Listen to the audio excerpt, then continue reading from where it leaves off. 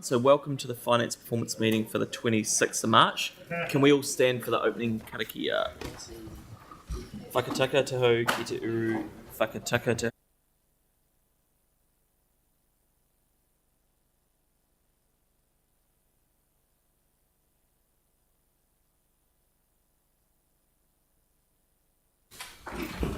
Great, so apologies, we've got the Mayor for lateness and early departure from the Deputy Mayor and Victoria for a lateness as well. Yep.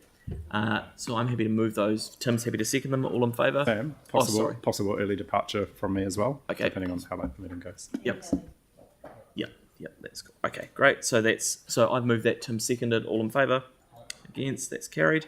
We'll just note our declarations of interest for the item 11 venues Otatahi, item 12 Christchurch NZ, for Jake, James, myself, and Mark, and Tyrone actually for the draft statements of intent for the half year 6 month reports, for Mel and I for item 14, and then item 17, and then item 18 as well.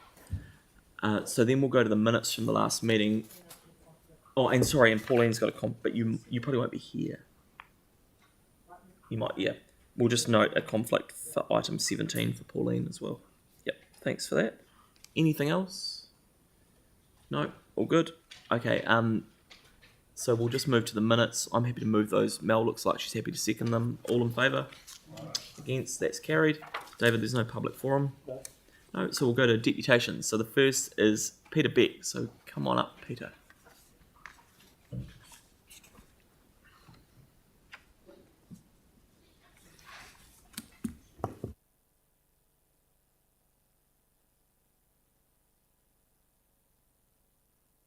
Tēnā koutou katoa.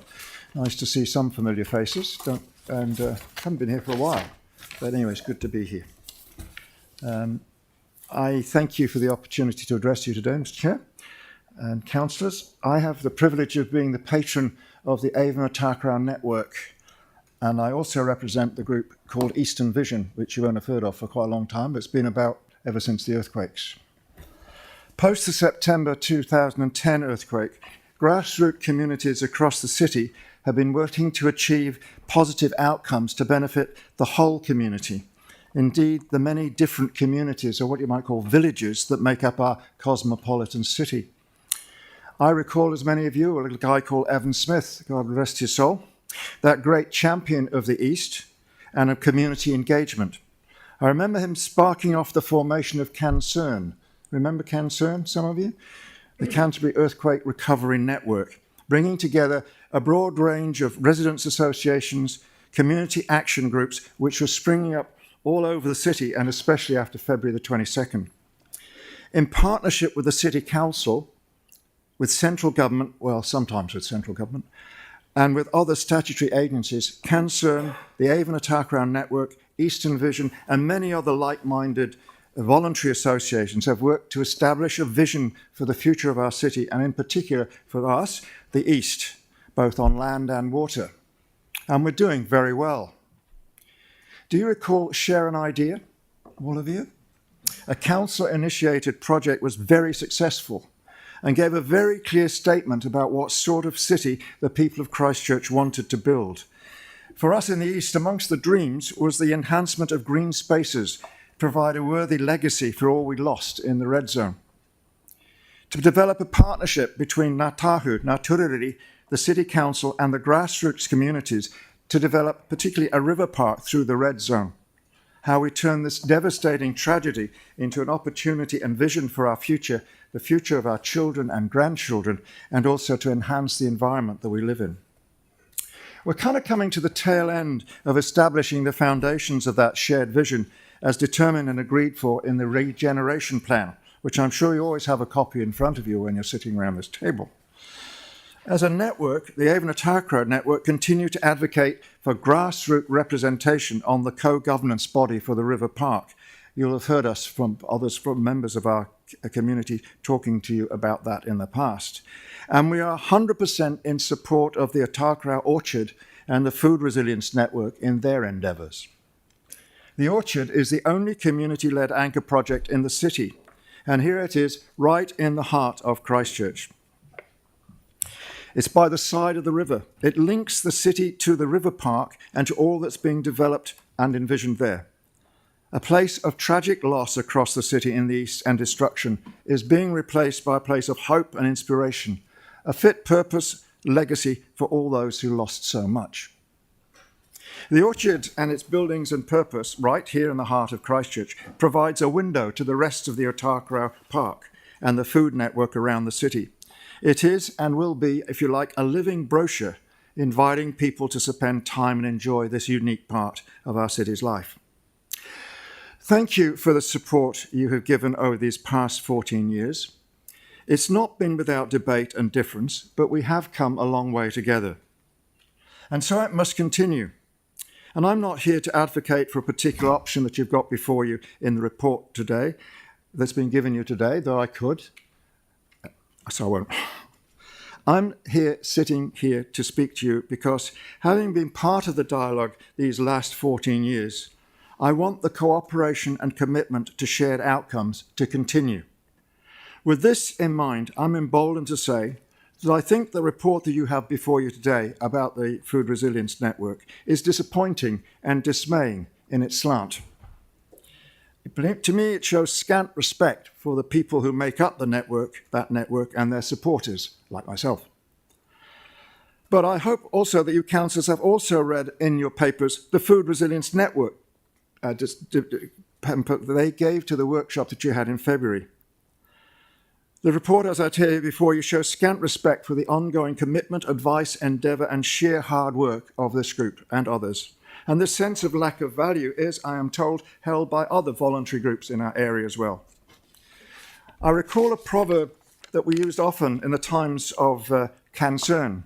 You'll remember this, I'm sure. It was made by a guy called Harold Fleming. The wisdom of the local community always exceeds the knowledge of the experts. It highlights the collective power of diverse perspectives and experiences. It emphasises that the combined knowledge and insights of the community, derived from its members' varied backgrounds and experiences, often surpasses the specialised knowledge of individual experts.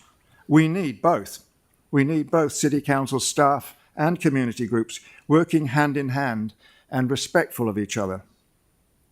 Now, I've been told there is a view amongst some on council, it's an apocryphal view, and among staff, that the local community, unfortunately, gets in the way of decision-making. Has any of you heard that at all? Well, I guess we do. And I guess that's democracy. And to that extent, I'm glad we do. At the end of the day, we're all of us wanting to achieve the very best we can for our city and embrace the values that you yourselves presumably embraced when you stood for election, as many of you will be doing later this year. I was concerned enough that I took it upon myself to catch up with Andrew Rutledge last week and was glad to receive an assurance that his door and those of his staff are always open to us, and that all staff are held accountable for ensuring a positive and constructive dialogue and relationship with members of us in the grassroots community. That's all I want to say. Thank you for the opportunity to address you, and thank you for all you can do to support the mahi of people who, like Heidi Gilgete here and others, are striving to achieve the vision that we share. Thank you. Great, thank you very much, Peter. That's much appreciated. Good to see you. Okay, we'll go to Don Gould.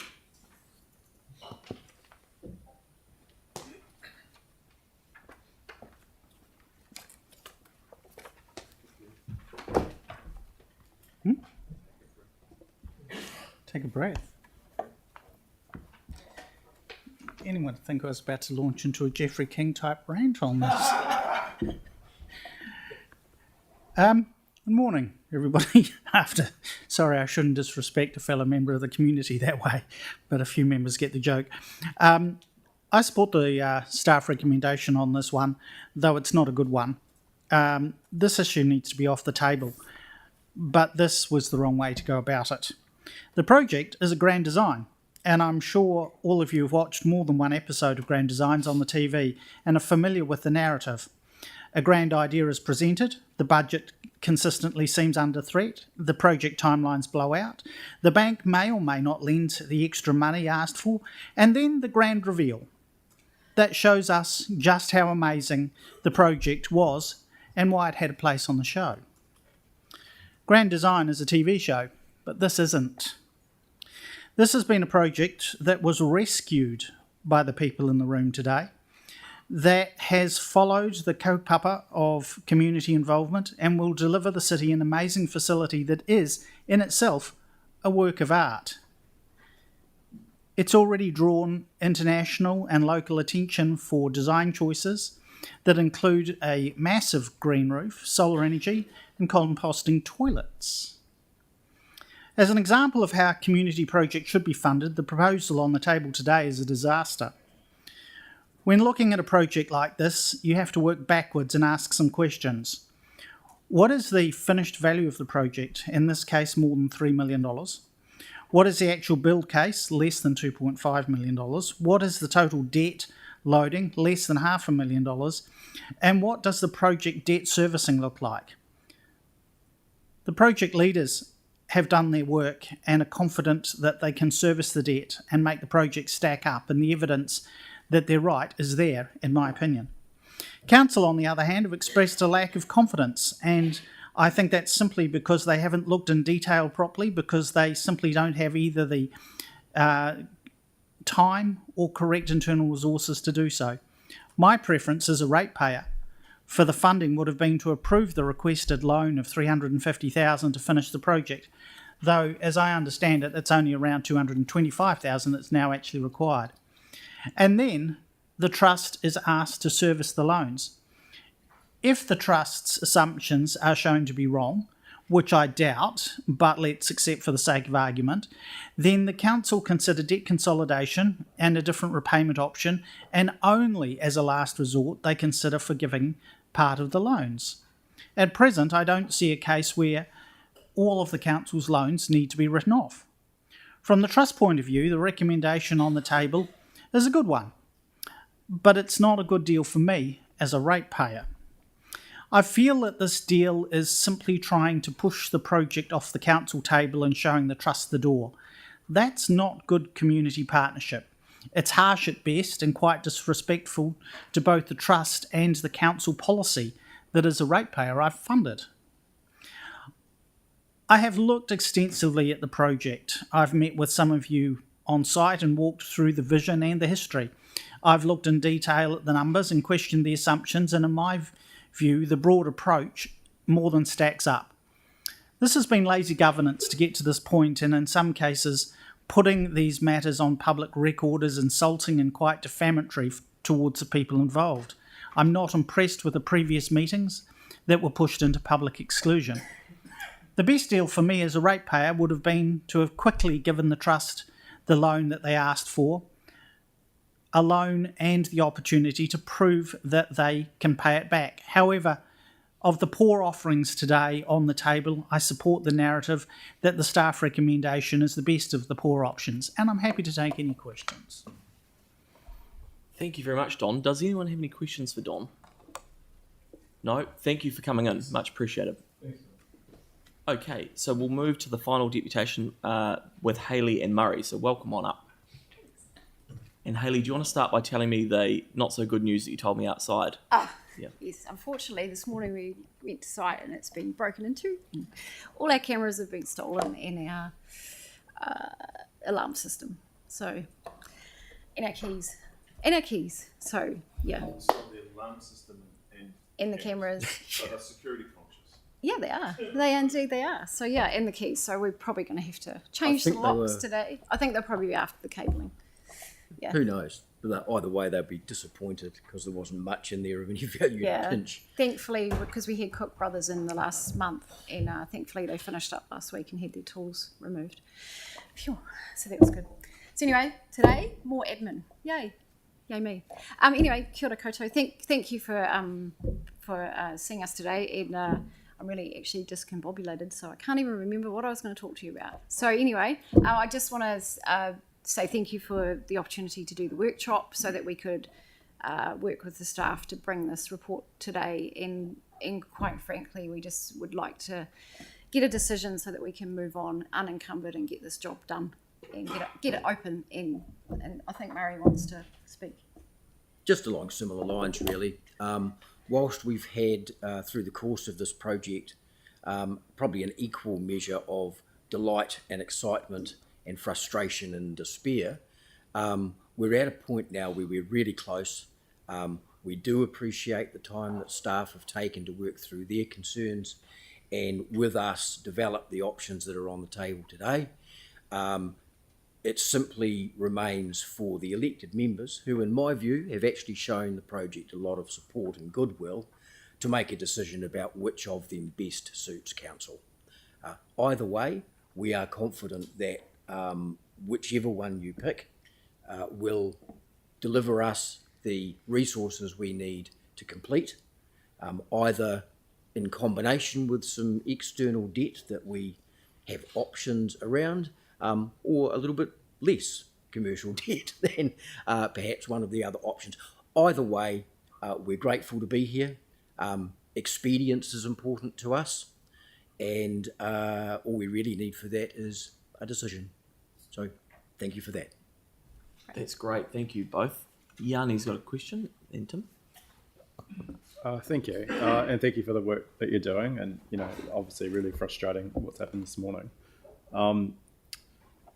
Just in terms of the options, I just want to be really clear about the options on the paper between the recommended option and option 2, which is your preference and why. And then also, if you have a response to the previous deputation who said that they didn't support us waiving the loan and ratepayer funding going into it ahead of your business case being, tested. I can talk to option 2. Is not quite how we thought that might land. What we discussed in workshop and post-workshop was that ideally option 2 would be endowment fund, and we keep the loan and then use that money to get it up and running so that we could then pay back the loan after we were, but it doesn't quite read that way.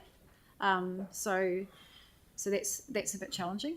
And then the second question, did you want to answer that? What can you just Yeah, sure. So, look, to some degree, we never wanted to be receiving write-offs or grants. We think our commercial case is pretty good. I find it, well, it makes me smile when I consider that when the $150,000 community loan was advanced, the Honourable Mr. McDonald made the comment that, well, this will be more of a gift than a loan, and here we are, and that's where we're at. Thanks, And option 2, Hayley and I probably sat on different spaces around that. What it really offers us is an extra 100,000 of relatively rapid liquidity, which would mean we can kick off quickly rather than, well, as quickly as the process allows, rather than having to bolt on an extra 100K of debt. However, from a financial perspective, we're all comfortable with the level of debt that we will incur commercially, and we believe that our initial business case is only a small part of the ultimate offering that will develop on that site. And we believe that we will, in time, generate the sort of revenue that allows the FRN, the Food Resilience Network, to be self-sustaining and to be removed from, materially anyway, the requirement to be all over contestable grants, thereby making those resources available for others. Ultimately, we also hope that it will be so successful that we will be able to enter the grant space ourselves for organisations that share the kaupapa and community intent that we have. So, would the That's community... great. I think you've covered that. That's fantastic. Well done. Okay, so look, thank you both for coming in. And what we might do is move to that paper now. I know we've got 3 people here. So thank you both very much. If you want to grab a seat, and we'll get the staff up to the table. Mm-hmm. You got a question? Just happy to move the staff option. Oh, okay, cool. So we'll just note there are no petitions, and then we'll go to item 10. And we've got Gary and John here.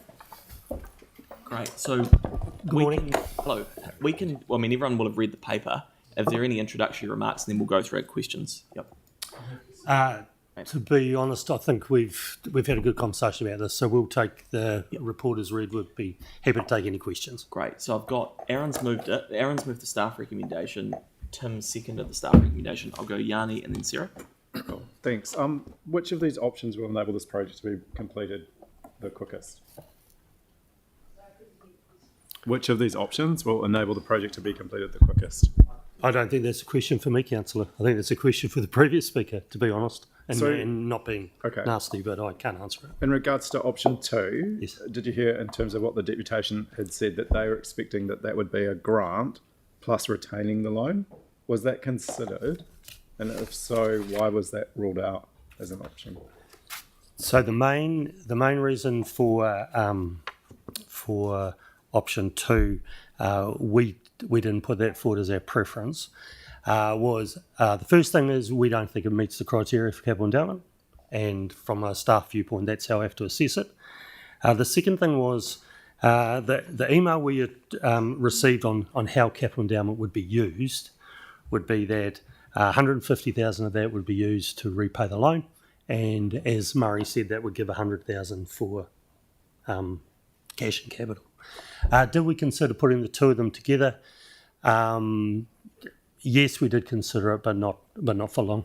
It didn't seem to make a financial sense to the council to write off. Oh, are you asking to maintain the loan? Yeah. So Probably the easiest way to deal with this is there are options in the paper. If Yeah. there are different options that people want to put up, they can. Yeah. But so you could ask a question around what you're thinking, if that would be I'm the just way. trying to get a steer. I mean, the staff are entitled to put their options up. Yeah, which is great. I'm just trying to get a steer of, in terms of the group, which is their preferred option. Well, that And what would I have been a heard question was for in the the group. in Yeah. the And you had a response chance to ask that. was that one of the preferred options was option not- 2 with the loan. That was what was discussed at the workshop. So Okay. you know, So I I'm think Gary's, so just in the interest of Gary's been really clear that it's not a question for him, and we did have the team here for a deputation, but I think they're signalling option 2. Generally, that was our preferred approach, Yep. but with the concern that the capital endowment process might be quite long-winded. Yeah. And we don't understand that. All right, no, that's great. That's so then can I just clarify with staff, if we vote for option 2 today, obviously you've got option advantages and disadvantages, but effectively it is just a straight approval from the endowment fund, and the resolution doesn't mention the loan. No. So we can make that decision today to allocate funding from the endowment fund to this project. We could note that it's inconsistent with our policy and give reasons why, as would be sort of standard practice, if we wanted to. You absolutely, the table can do that if you wish. Cool, thank you. okay. I've got Sarah and then Tyler. Thanks. Just actually on resolution 4, so not actually on the options themselves. I think we've had a version of resolution 4 in the past with other community funding kind of things, and I think the advice that we got was that actually it's not possible to stop people applying for things, and you can't hold any council to future decisions. And so in the past, I think when that resolution's been put up, we've actually removed it, and I'm just wondering if we can get some advice on that. Just Councillor maybe, yeah. Templeton, it's because we've had those removed before, because you can't hold a Okay, future so council. question's been asked. Yeah. So, it's a noting provision, and in this case, it's really only specific to this particular project, not the council's general support of any other projects that work. I know, but we've had this resolution with other projects before. Oh yeah, I'd just like, can I just check in with the mover and seconder to see whether you'd be happy removing that, just because actually you can't stop people applying for things and things. Yeah. Just for clarity on that, Sarah, my understanding was that was for the delivery of the building, so they can't come back again on getting the building finished. But if they come back in a year because they're running a community, It just says the whole Otakaro Orchard project. so I don't want to have a debate Maybe about from it. legal about the. So let's not have a debate in questions. So the question's been asked around whether that amendment can be put or not, that resolution can be put or not. So we'll come back to it. But can you have a look? or Sam, can I just clarify with staff? Is it in reference to finishing the building that you can't come back for more money to? But in a year's time for an education program, they completely different project. They can. Yes, and that the noting provision says this Otakaro orchard project. So it's very specific to this particular project. Yeah. That's the intention. Yeah, so I'm comfortable to leave it as is because it's just this. But if in 3 months' time there's whatever else and they're coming back, that's fine because that's new projects at that site. It's not this project. This is about getting this one out the door and handing it over. The baby's birthed, give it to the parents to look after it themselves. Okay, so I've got questions from Tyler. No, I don't. So the advice I've had is that it can be put. So Sarah, if you want to amend it and remove it. Oh, I'm just going to vote against it. Yeah, cool. Okay, any other questions? No. So this has been moved and seconded. Is there any discussion? Yanni? Foreshadow option 2. So, Cool. just to say, like, I really support this project. And the longer we leave it, the greater the risk is that, you know, what happened this morning happens again. So I just want to see this project up and running. I want to see it open. It perfectly aligns with so many of our strategies that we have for both share an idea, central city plans, and also actually we had a food resilience strategy. We've got a healthy food action plan. I mean, this ticks so many boxes for those of us who are fortunate to go to World Rivers Day on this part of the riverbank and see the potential for this to operate as a cafe, to see the popularity of it for affordable access to healthy food with a really cool social enterprise model. I think this is the way forward for our central city. These are the sorts of projects I want to see more of. I'm really happy to support it as much as we can today to get it done as soon as possible. I would love to see it open for Matariki, to celebrate Matariki in the central city with this building being open if we could, and appreciate that there's a lot of work going on from the people involved, and obviously they've got a lot of things that they still need to do. But from my point of view, I just did want to foreshadow option 2 as being something that would get this project done quicker and would provide more support. Thank you. Anybody else? Celeste? Yeah, it's foreshadowed. Yeah. Pauline? Thank you. I'll support the staff recommendation. I would have liked to have, given them a bit more money for the capital work, but it seems that this is a fairly agreeable solution for today. However, I will not support number 4. I don't agree with putting that down anywhere. I mean, there's nothing to stop anyone from coming back and applying. It's up to us to make a decision at the time. So I don't like that there. And I know the expectation is for them not to come back, and I think they know that, but we don't know what's going to happen in the future. So I would not like to see that as a firm resolution, and I really don't think it needs to be there, and it really doesn't hurt to take it out. So I would please, encourage you to vote against number 4. Thank you. Okay, so let's put Sarah and then Aaron. So I think we're in a little bit of a tough position at the moment. So my preference is to have option 2 that Yanni has foreshadowed, with some of that money going to pay back the loan.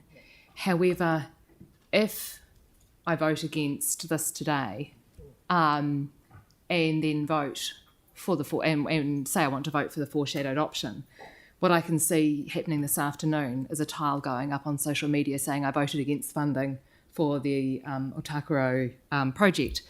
And so it leaves me in a tough position of having to vote for this when I would prefer a different option. And I think that does a disservice to the community group. And so I'd like to add an amendment to this one. Which includes $100,000 of capital endowment funding into the staff recommendation. So it would be switching 3 into 3A and B.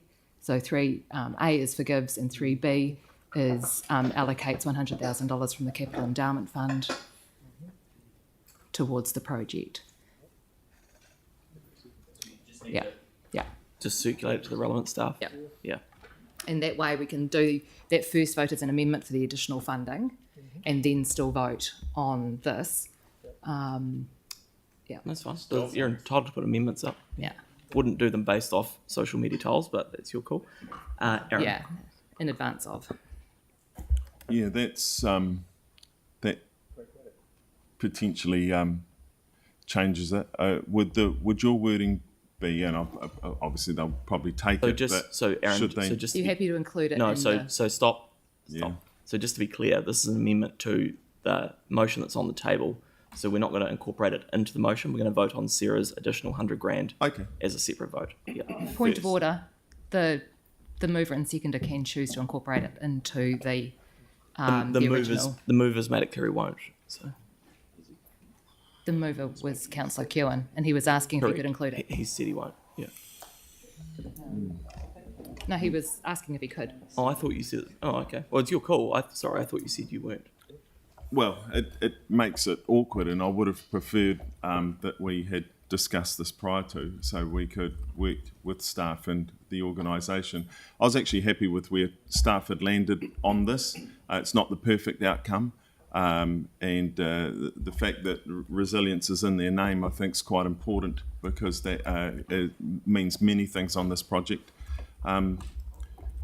Getting this project finished and out the door and not messing it around anymore, I think, is incredibly important. It's so close to being finished, and I'd be happy to take, not that we take bets around the table, but I'd be happy to take a bet around this table that this project, of every anchor project post-quake, for dollars spent, will have the biggest, will get the most number of tourists. For every dollar spent, this one will get more tourists than the stadium, more tourists than Parakiori, $4 spent.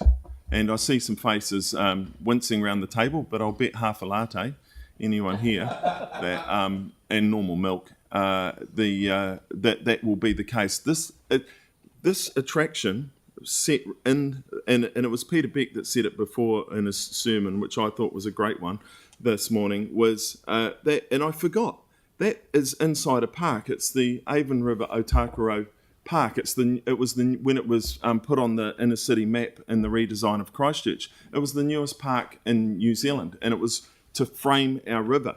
And I think we forget that. We forget that was what happened, is we turned the city around to look at the river, and this project sits on the edge of that river, and we'll pull numbers like, and I know some people around the table probably don't believe it, but we'll Aaron, pull what numbers. about the 100,000? Are you going to accept that? Well, That was the question.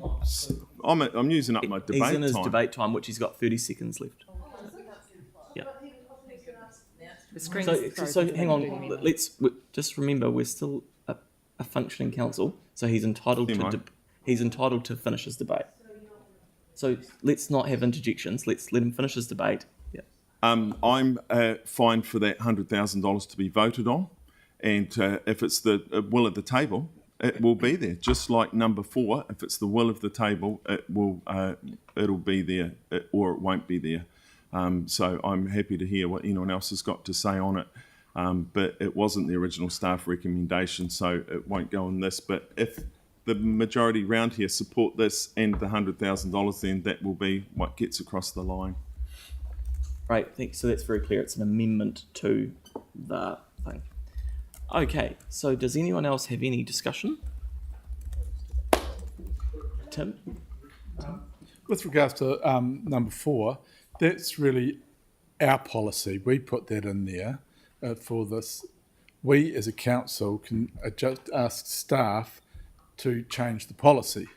So to sit here and say, oh no, we're not going to vote for that, I don't think this is the right place to do it. I think as a council, let's look at the policies that are part of this funding and we can change it. I mean, that's what we do, that we're council, we can do that. So I think just picking when this comes up every now and then and saying yes or no is a waste of council staff time. I would like us, maybe we review the policy and make the changes that we want to, rather than going through all this palaver in a public meeting. It's ridiculous. Thank you. Yeah, I'm happy to second the 100,000 from capital endowment from Sarah. The way I'm reading clause 4 there is that it's basically saying not to come back during the construction time. After that, you can come back for contestable community funding schemes, which sounds like they can come back and strengthen communities. So to me, that sounds like it's okay. So I'm keen to set these guys up to have the best chance to launch and get this completed and get it open and let it become the fantastic asset that it can be to our city. The cafe running there, I think it's an ideal place. And what they're doing there is second to none. It's an absolutely brilliant project. Great to see it community-led. Thank you guys for what you're doing. And really want to give you the best chance to get started and get this open.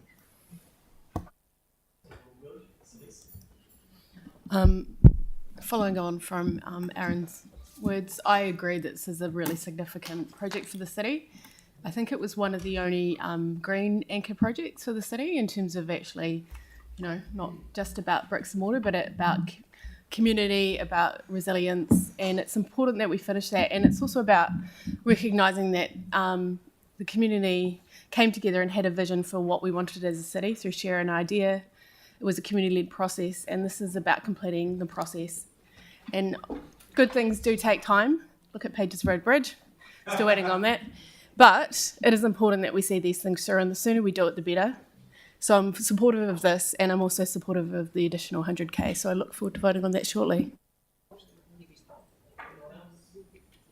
No, oh, Jake? Yeah, I mean, I'm supportive of the staff rec. I think it's nothing. The idea of and the extra 100,000 can be financed elsewhere. It should, because it saves us 100 grand. The commercial revenues will pay that off. I don't see that alternative financing is necessarily going to speed or slow the project.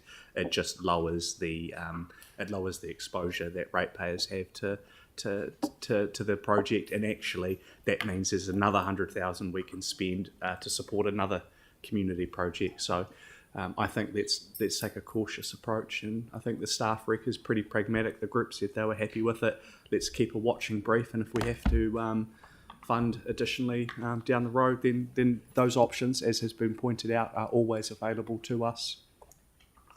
Okay, so I think everyone's had their say on it. So, look, from my point of view, I won't support the extra $100,000. I find it very quite ridiculous, actually, that if there's something on a social media, we're told that someone can come in and get another $100,000. If we did that across the city, we'd be like Wellington, where they literally have no money, failing infrastructure, and actually a situation where things are going horribly wrong. And I just don't think we should be like that.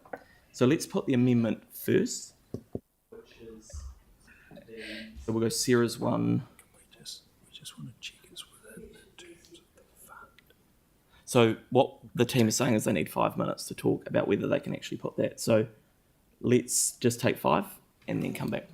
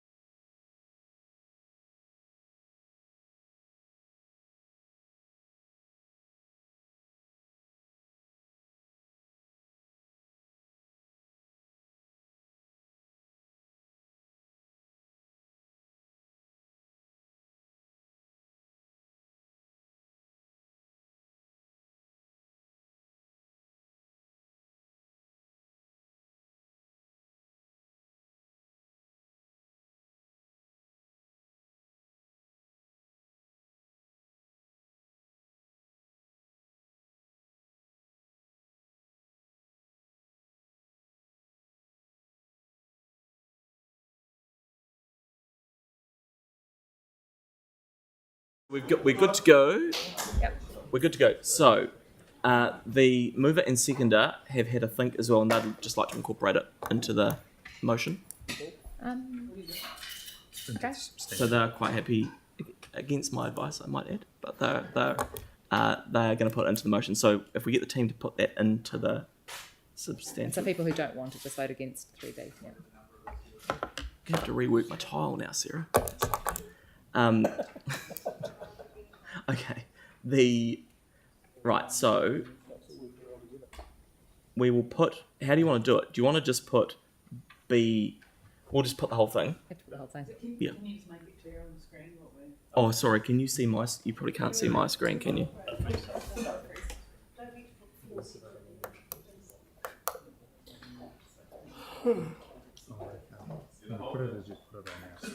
Yeah.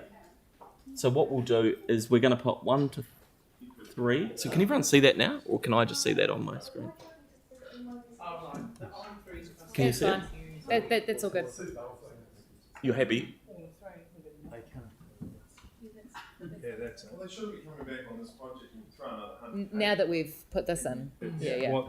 So okay, all right. So let's just put. You want 4 separately, don't you? Yep. So let's put 1 to 3 as a vote. So all in favour of 1 to 3. Aye. Against? Well, that's me. No. So that is carried. Yeah. No, it's been incorporated into the substantive. So that's been carried. So that's carried. So then we'll just put 4. So all in favour of 4. Aye. Against. And we'll just note that for Pauline. So that is, and Celeste. So that is carried. Great. Okay. Well, good luck with the break-in, Haley. Yeah. So that is carried. Okay. Right. So let's go to item 7, Peter's report, please. I'm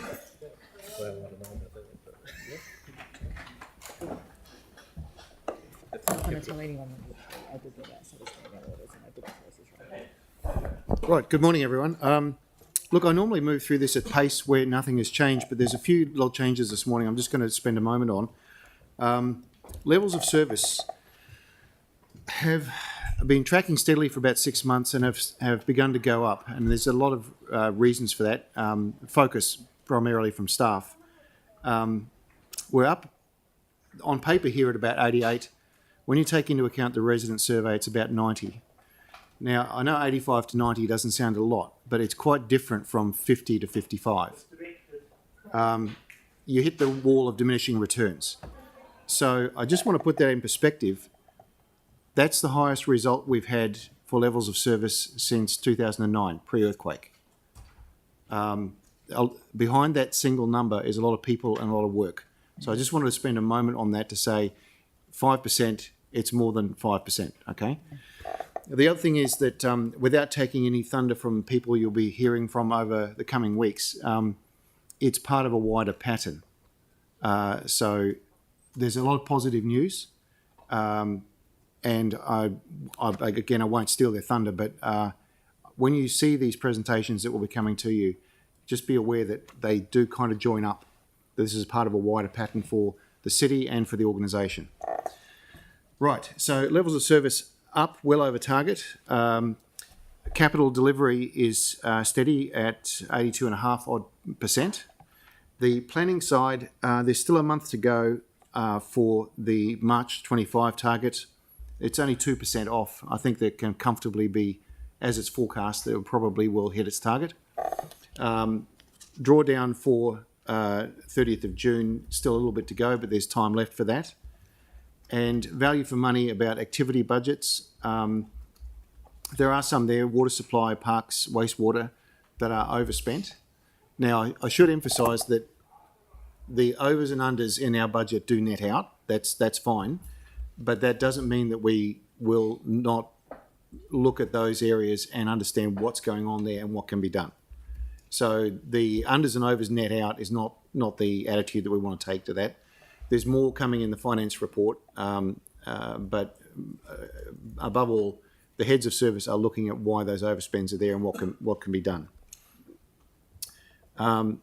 There's also, that's the headline of the report.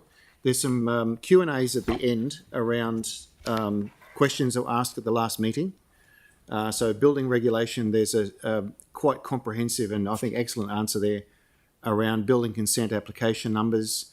Will there be a predicted downturn? What's the inspection failure rate and why? I'm not going to line by line that, it's several pages long, but it's a very comprehensive answer. And there's also another question there about the parks budget, which has been a little bit superseded by events. But those Q&As are there to address the items that were raised.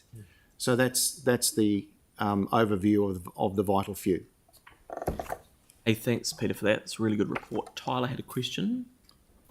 And then I think Victoria, you did, didn't you? Yeah. Just referring to page 22 at the bottom of the performance by activity graph for February 2025. It has at the bottom business support and continuous improvement. The variance after the carry forward is 208%. Can you tell us why? I'm sorry, I just need to catch up a little bit. Sorry, just really quick. Yeah. Which page are you on, Tyler? Page 22 of the agenda. Yep.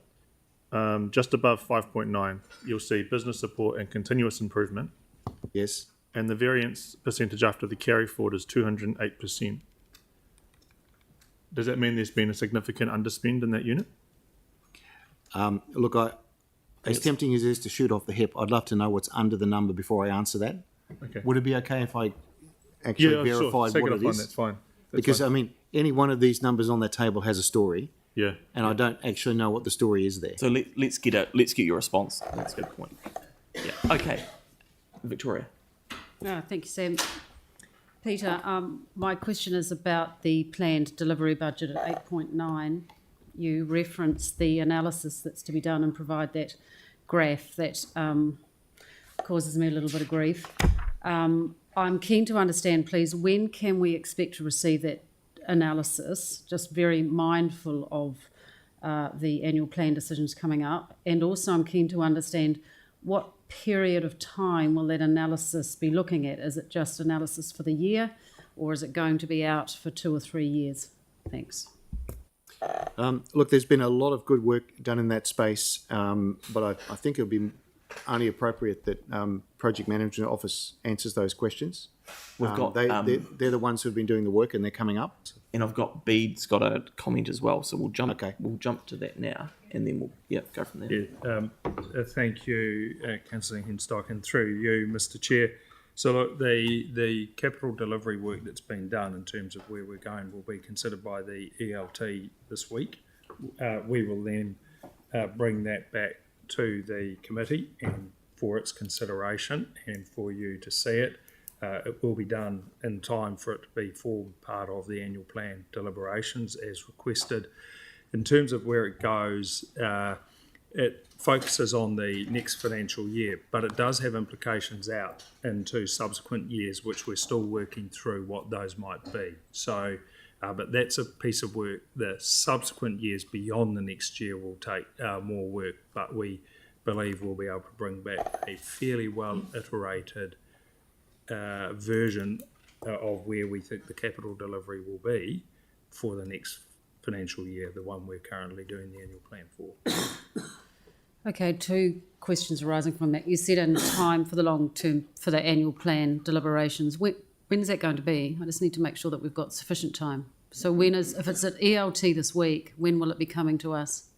So through you, Mr. Chair, I'd need to check with the committee and whether ELT have any comments about whether they want it amended or changed before it comes forward, but we'll be able to give a date. At the last meeting, we'd said by the end of April or something. So we would expect to have it back shortly after it's gone to ELT, but I can't give a specific date. Did I understand you correctly that the focus of the analysis is only on the immediate year, but there'll be some implications with further work to be done about beyond the year? Because I'm interested in more than just a year. Yeah. Sorry, we go, Bede. Jump in, Mary. My understanding that if there's a alteration in year 1, it will impact on future years. So it's looking on more than the first year. It will look on the first year and outwards. Because I'm just mindful of all the bringbacks and carry forwards and everything. So it's keen to understand that we don't set ourselves up for a problem just by pushing it out a year. through you, Mr. Chair, that's exactly the issue we're trying to address, is to ensure that we don't actually just send a bubble further down the line, and in actual fact the delivery is able to be done on a stage basis and the work has been done to ensure that there can be accuracy around the deliverability of the program out, and the carry forwards, etc., bring backs, rephasing, all play into that. Thank you very much. Look forward to seeing that piece of work. Cool. I was just interested in page 23, the 8.2.4, that we're under recovery of Hagley Park parking revenue. I know there were some delays in getting it in. I'm just wondering if we've got a sense of when we'll know how it's tracking versus budget in terms of operations versus the delays in getting it in, meaning that we're behind. So do you know when we'll be able to understand whether the forecast that we did for the revenue expected from those parking charges is meeting what we thought versus just the annual sort of recovery of... Yanni, I think, sorry to jump in, Pete, I wonder whether we should have a think about adding a resolution in, just to get, because you've asked us a couple of times, and I think, and it's good, the team have been quite upfront about it, but maybe we need to get something locked in so we know whether we want to carry on with it, because I get the same feedback, which is, you know, why are we doing it? So, cool. If you've got a response, Yeah, Peter, but sure. if not, do you want to work on something Yanni to add in? Happy for some sort of resolution, just in action, just to follow up. Yeah.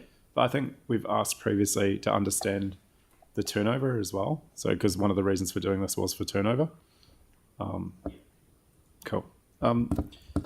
Second question I had was in regards to the water supply services. And I think we're getting a briefing. Sorry, this is just on page 29. But I think staff have previously responded. I just wanted to check that we're on track with Te Mata Arawai, that we're going to get some sort of briefing sometime soon around the whole issue of compliance and exemptions.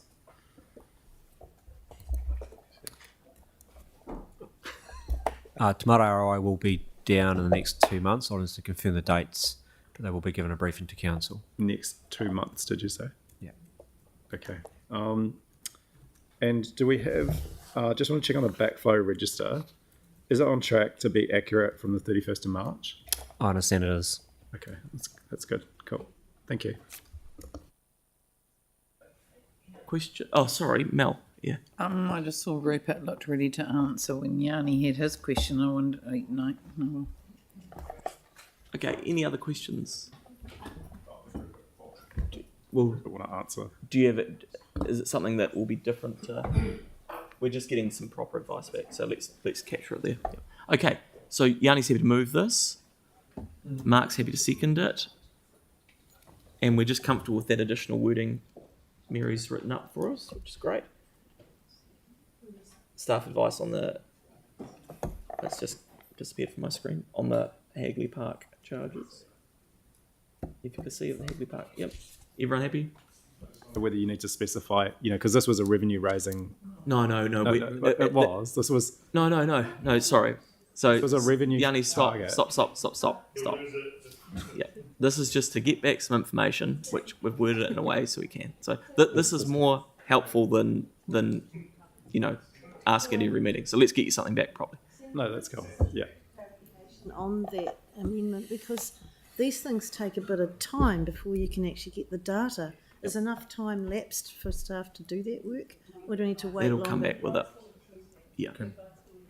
Yeah. Okay, thank you. So this is a good way forward for Yanni's question, so that next month, when he asks this question, we can say we're getting advice. Okay. So that's been moved and seconded. All in favour? Against? That's carried. Thank you very much, Peter. Appreciate it. everyone. Okay, so let's go to the financial report. Russell's here.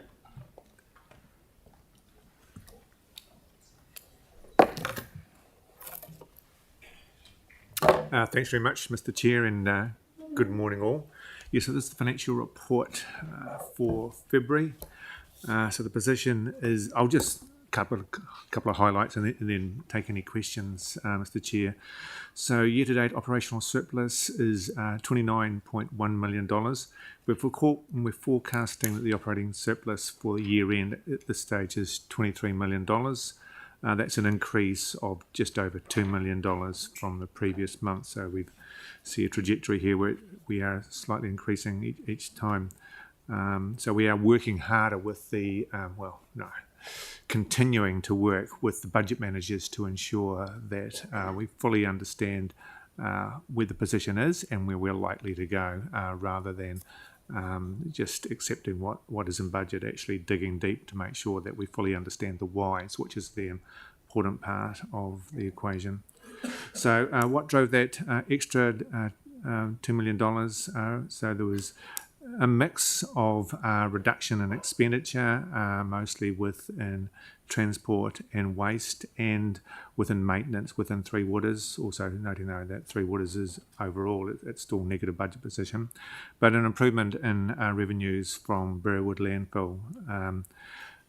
Offset as these items go, there's always a up and a down. So the downs are offset capitalisation in parks, so more time went into operating than capitalising, and excess water charges, as we've reported previously, continue to be down and will be for the end of the year, rest of the year.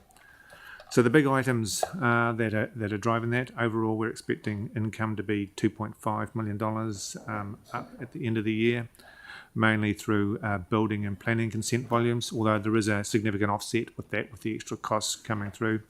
Rec and sport continue to have an increased participation, which is driving higher revenues coming through. And like I said, resource recovery, transfer stations and processing and landfills, we're getting additional funds there. Just over $1 million, and just under $1 million rates levy, which I've mentioned a number of times in previous reports. In March, we'll receive the extra subvention receipts coming through, just on $2.8 million. Offsets in water charges, so they're down. Hagley Park parking fees that we just discussed is down, as highlighted in Peter's report. And the resource recovery MFE, there's been a reduction there in that levy coming through.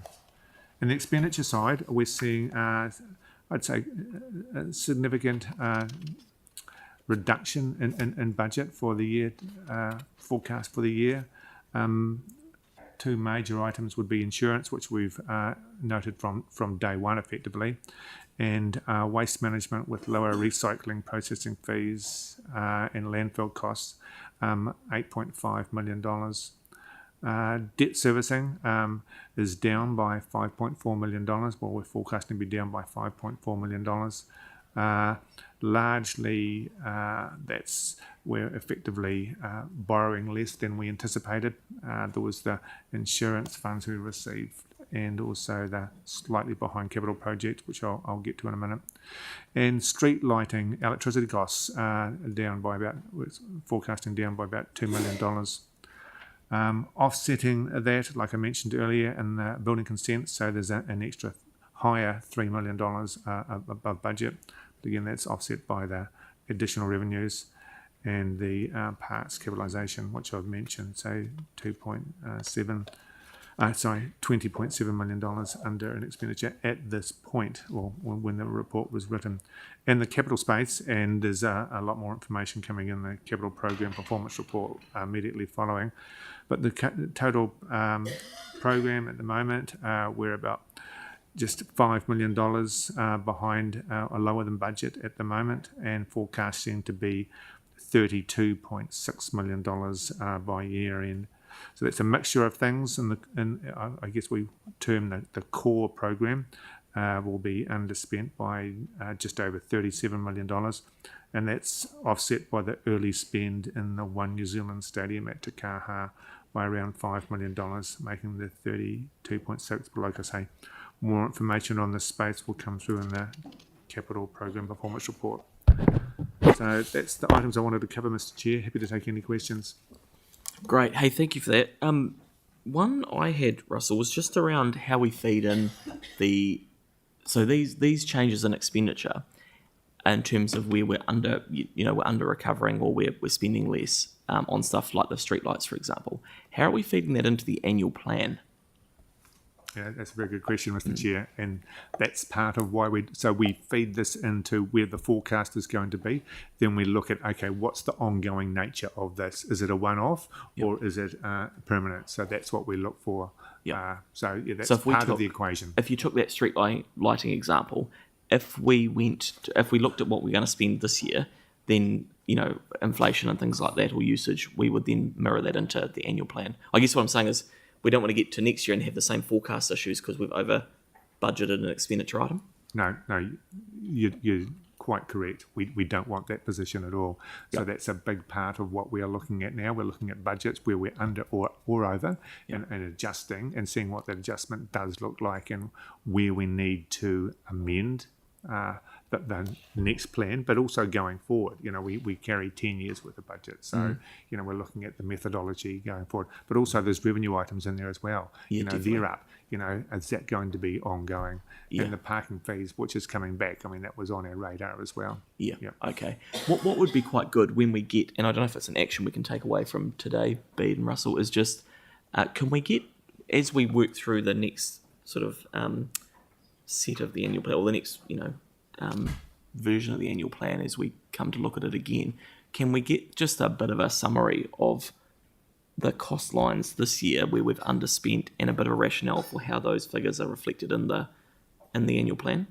For sure, that's a piece of work that's underway already. Oh, great. So part is, I guess, we're looking at cost So savings. you're 2 steps ahead of me is what you're saying. So No. Well, I think you asked for it through the... So that's underway, and that'll be coming back as part of the annual plan deliberations. I think it'd be really good to spell that out because it's sort of, it's those things where they're savings, but actually they're not affecting service. So Correct. the more we can explain that, the better. Yanni. Yeah, thank you. In terms of specifics on the key revenue assumptions, I had 2 questions. One was the transport parking compliance fines. It doesn't have a forecast variance, but it's got a yield to date. And I just wanted to kind of understand, is that the new cameras that we're putting in? And do we know sort of how we're tracking in terms of meeting budget, like if we're doing better or worse? Through you, Mr. Chair. Look, I can't give the specifics, Councillor, on why the variance is. So you see the annual budget is $4.9 million. We've got a variance year to date of $300,000. So that's positive. We're projecting that that'll be square come end of year. That's what those 3 columns so mean. That just means that's okay. And in terms of the excess water, and we've had a big focus on residential, but I was interested in the commercial excess water charges being quite significantly down in terms of revenue, and whether we have any understanding of why that is. And that's, maybe it's a good thing. People are using less water and putting less demand on our infrastructure, but it is quite a significant decline. So a bit to Sam's point, I guess in the draft annual plan, it might be quite good to understand how those assumptions are made and then what's actually happening over the trend. Through you, Mr. Chair, I can't tell you the why, but you're quite correct. It just means that less water is being used in the network. Oh, sorry, we might have an answer at the back. Yeah, and we'll continue to look at that, ready to bring back for the annual plan. But there's a number of factors there, including the wet summer. We just didn't get the uptake that we did. Yeah. Sarah? Oh, have you got? Sorry, Yanni. Yep. Just obviously, it's great to have the Hagley Park parking fees called out, but I'm also wondering if there is the on-street and off-street parking where that gets. How we monitor that. These are just the exceptions, are they, in terms of revenue? Through you, Mr. Chair, these is the major exceptions. Like there's a gazillion exceptions, so we can find that to be, a manageable table. So these are the exceptions with over a certain dollar level, but there'll be ups and downs throughout the all budget line items. But I don't know if other councillors would find it interesting, but I certainly would find it interesting to understand what our off-street and on-street parking revenue protections are. I think maybe that's something we could just take away, Mary, and have a look at. So I wouldn't put it on this, but okay, Sarah. Thanks. Couple of quick things. Firstly, on the Three Waters continued high reactive maintenance volumes, can we just get some info back in the next Three Waters report that talks about that reactive maintenance stuff in a bit more detail? Because it's not in particular detail at the moment for the Three Waters space, and that it would just be good. Okay, for sure. What's causing that? How we get it down, the plans and stuff would be good. And the parks, the least staff time capitalisation. And I'm just wondering if that's a change in methodology of how we do it, or it's to do with the types of projects we've ended up doing. Yeah. Through you, Mr. Mayor. Sorry, through you, Mr. Chair.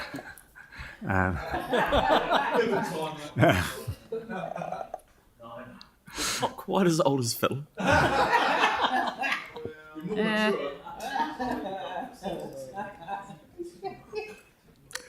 So the variance in the parks capitalisation is effectively getting the staff on board quickly enough to carry out the work in that space. So that didn't happen. So therefore there was more time spent in operating than capitalising. But that was, I think, the part of the process in bringing the in-housing, the activity in-house. So yeah, I don't think that's ongoing. About the fact that that's been a bit slower than expected. Yeah, certainly it's no change in methodology. It was just timing. Okay, thanks. Yep. Great, so I'll move this. Tim looks like he's happy to second it. All in favour? Against? That's carried. Thank you very much, Russell. Cool, that's thank you. Great. Okay, Nikki, do you want to come up and do the capital report in Paul?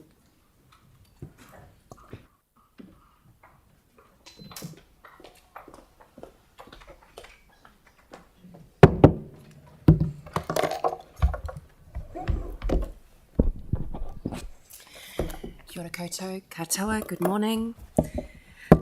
So just to give a couple of highlights from the capital program, the PMO's capital program forecast remains stable at 510 million for February.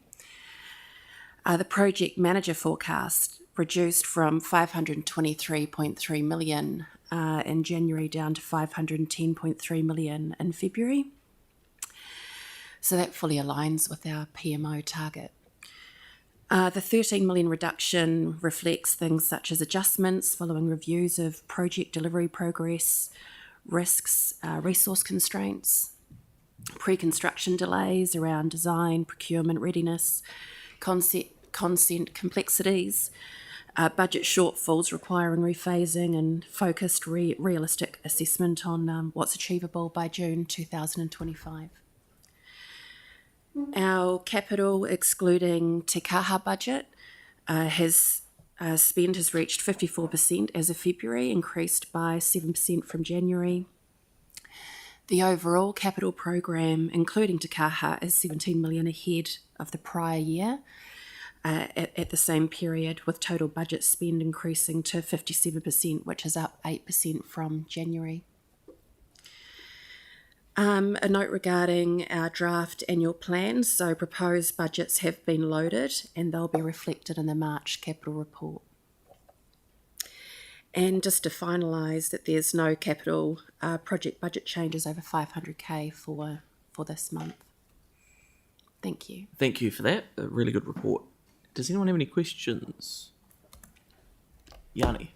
Oh, and I should note, Yanni's got we'll chuck up on the screen, Yanni's got an additional resolution around some car parking near the court theatre. So we'll put that up. But anyway, ask your question, Yanni. Oh, yeah. So did you wanted questions on the watch list ones now as well? Yeah, the whole report. Yep, go for it. Okay, yep. Cool. So, yeah, I mean, I just wanted to obviously bring people's attention to the issue of the Performing Arts Precinct, which is on schedule to open. And I've just moved an amendment that I know people are really concerned about the car parking in that wider vicinity. There's actually an unused car park sitting there vacant, growing weeds at the moment, that for very little cost could actually be used transitionally to support possibly the opening of the Court Theatre and the Performing Arts Precinct as an interim project. And that's the Good Spot car park on the corner of Manchester and Gloucester. So this is just simply asking staff to approach central government, who I think may own or have a connection to ownership of the land, to look at what could be done. But I'm sure that my colleagues around the table hopefully will support that just being looked at. So just wanted to... Do you want to why don't you move the report Yeah, and cool. I'll second it, and Yeah. then we can just have it in there. Yeah. Then it saves being an amendment. Okay, Tyler. And Have you got a question? I was just going to show you guys the photo of it. I'll send that around on email, but you can see it's just sitting there, like closed and completely vacant. So, okay, cool. Win-win. Cool. Thanks, Yanni. Tyler?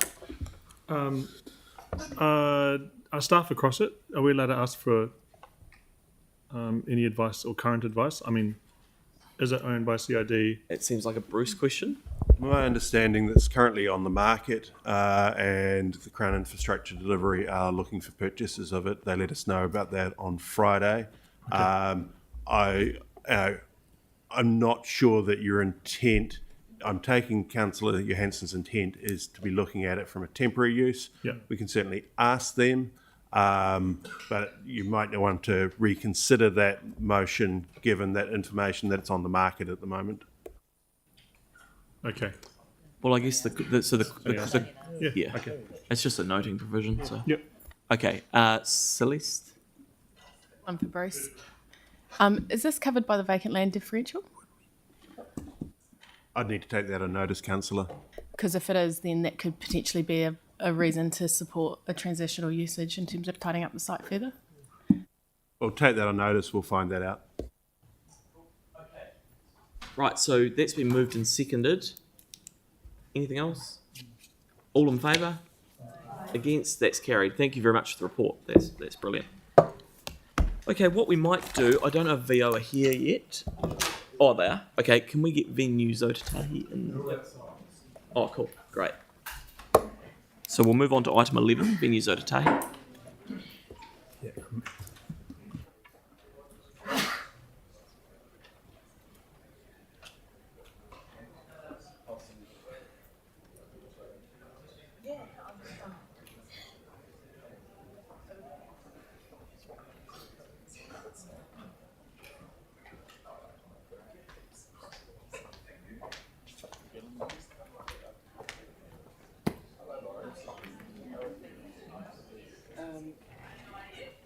All right, let's get into it. So we'll go. All right, so let's get into it. So welcome, Venue Zotatahi. Yeah. Gil, I'll hand over to you and then go from there. Thanks very much, Sam. Thanks for the time you've made available to hear us present our Q2 report, which of course is to 31st December. Seems like an eon ago, and in this world that we all live in now, it seems like even further away, and things change so quickly. I'm going to ask Caroline to present, but I'd like to introduce first to you, because I think it's the first time he's been here, Jamie Mountier. And Jamie's the CFO at VO and took up the reins there in December. So has met some of you, but not all of you. We've got, I guess, a very consistent performance to report to you today, and Caroline will do that in detail. But we're now in a period, of course, where we're starting to get pretty excited about One New Zealand at Te Kaha Stadium. And you'll see that a lot of our focus, and Caroline will talk a little bit about this, is now on that and the build of that towards its opening in the second quarter next year. So I'm going to hand over without further ado to Caroline to present to you, and then hopefully we've got time for a few questions at the end. Thanks very much. Lovely. Oh, good morning, everyone. Good to see you. I think it's the first time for 2025, which is a little bit scary, isn't it, now that we're almost at the end of the third quarter. But look, what we'll do today is what we normally do, which is take a little look back and then focus a little bit on looking forward. As you'll see from our Q2 report, the operational performance of the business has been really strong for the first half of the year. All of our operational performance targets are on track and our financial performance targets are ahead. So you'll see there, obviously we've welcomed over 330,000 guests and we're on track to well and truly surpass that 500,000 by the end of the year. And as you'll see, we've got a good blend of ticketed business and community events and are on track to deliver 16 of those major events by the end of the year. Now, looking back at some of the highlights, obviously some of you would have enjoyed some of the events that we celebrated hosting for the first half of the year. But what's really good to see is the strength of activity and the diverse nature of the events across the portfolio. You'll see there the Town Hall did 154 of the 230 events that we delivered, which is 67% of the total volume. So just awesome to see the consistency of activity at the Town Hall. But then even looking at the arena, 32 events there, 2 Hosier sold out concerts, Fast Five, really diverse content again. And always good to see Apollo Project Stadium keeping on going till the end with a couple of sold out rugby league matches there. Championing Ōtautahi remains a focus of the business and always will. And you'll see there, obviously, we've maintained our on track for around 80%. We're just a click under there at 79 for food, 73% for local suppliers and contractors, and 76% for beverage. And what that looks like is around a $20.6 million indirect and direct economic contribution to the region in the first half of the year. 13.6 of that comes from visitors coming to events at the venues, and obviously that's split between local procurement of food as well as local engagement of suppliers and contractors. So a really good return for the region from events across the portfolio.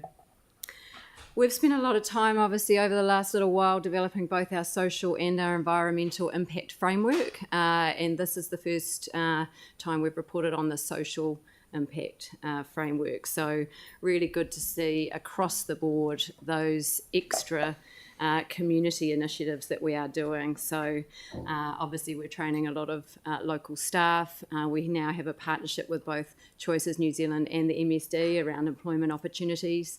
We're accredited with both Hapai and Sunflower, and we're also just starting to report a little bit about diversity across the business, and you'll see more of that coming out in the next reporting.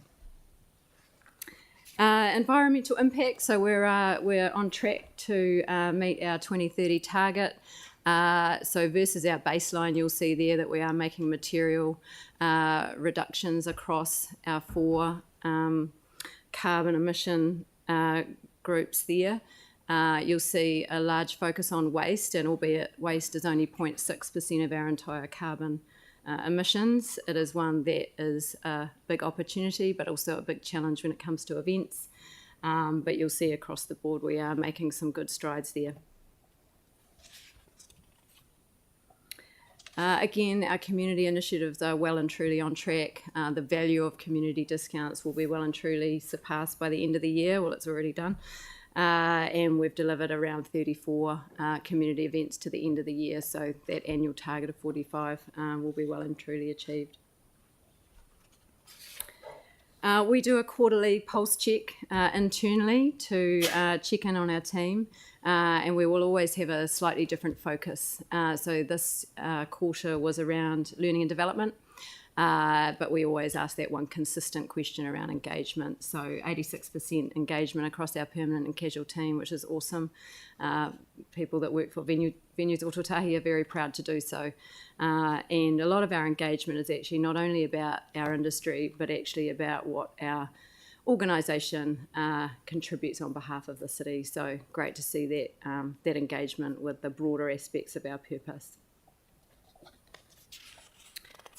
And our NPS, again, is all on track. From a financial performance perspective, you'll see there a $557,000 positive variance to budget for operating income. That's a combination of things. One is the impacts of a material commercial transaction we have made around our ticketing services partner, and also catering contribution. So, and that comes down to the event types that we've delivered over the first half of the year. But what's really good to see is that actually coming out in terms of our operating profit, which means we're also managing our costs in a very stringent and controlled way. So you'll see a $500,000 positive variance to budget there across predominantly permanent staffing as well as facilities management costs, including utilities. We keep this slide in just to demonstrate how we apportion the operating profit of the business to offset those asset management and maintenance costs, that are then in part covered by council operating support of $3 million in a year, as well as the subvention that we receive through the tax group, which then covers that $6.57 million of asset management and maintenance costs for the year. So that's looking back, and now just looking forward, a bit of an update on where things are at with One New Zealand Stadium at Te Kaha. Now, we do have a 20th of May commercial workshop confirmed with you all to take a bit more of a deep dive into all of the commercial aspects of the venue as we're building that financial model. Now, obviously, the financial model, there are a few material things that need to happen just to finalise what that looks like, including asset management and maintenance costs, both capital and operational, as well as some of those more material things like the sale of premium hospitality, which is on sale at the end of April. Now, just again, I know I talk about this every time I'm here, but the demand is really intensifying, obviously, now that we're around 12 months out from opening. So we have over 400 now on a waiting list for premium hospitality options for One New Zealand Stadium at Te Kaha. And what we are working through, obviously with such high demand, we need to have a way of being transparent around selection. So we want to be really transparent around how much all of the opportunities cost, and that information will be out later in April. But we will have a selection criteria. So there'll be 4 main criteria. One is connection and contribution to Christchurch, connection and partnership with the council, connection and partnership with Venues Ōtautahi, and any historical relationship with Lancaster Park. And so we think that having some selection criteria, I know the commercials will also stack up, but we just have to have a transparent way of making those decisions, and we'll have some independence with respect to those decisions as well. And lastly, with respect to the update on the stadium, the launch event series. So we are working with council to confirm what that launch event series looks like, and it's underpinned by 4 main principles. So one is to get as many members of our community through the building. 2 is to drive visitation, so that's the attraction of major entertainment events. To get broadcast eyeballs on the stadium, that comes through predominantly sport. And lastly, to showcase the multi-use functionality of the venue. So all of those 4 things will underpin what will be a series of events that we'll hopefully be able to start talking about a little more publicly in the coming while.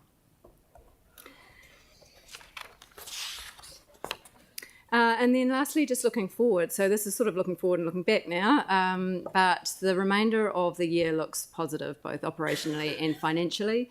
The results that you see at the end of 2024 will be similar to what you'll see at the end of the financial year.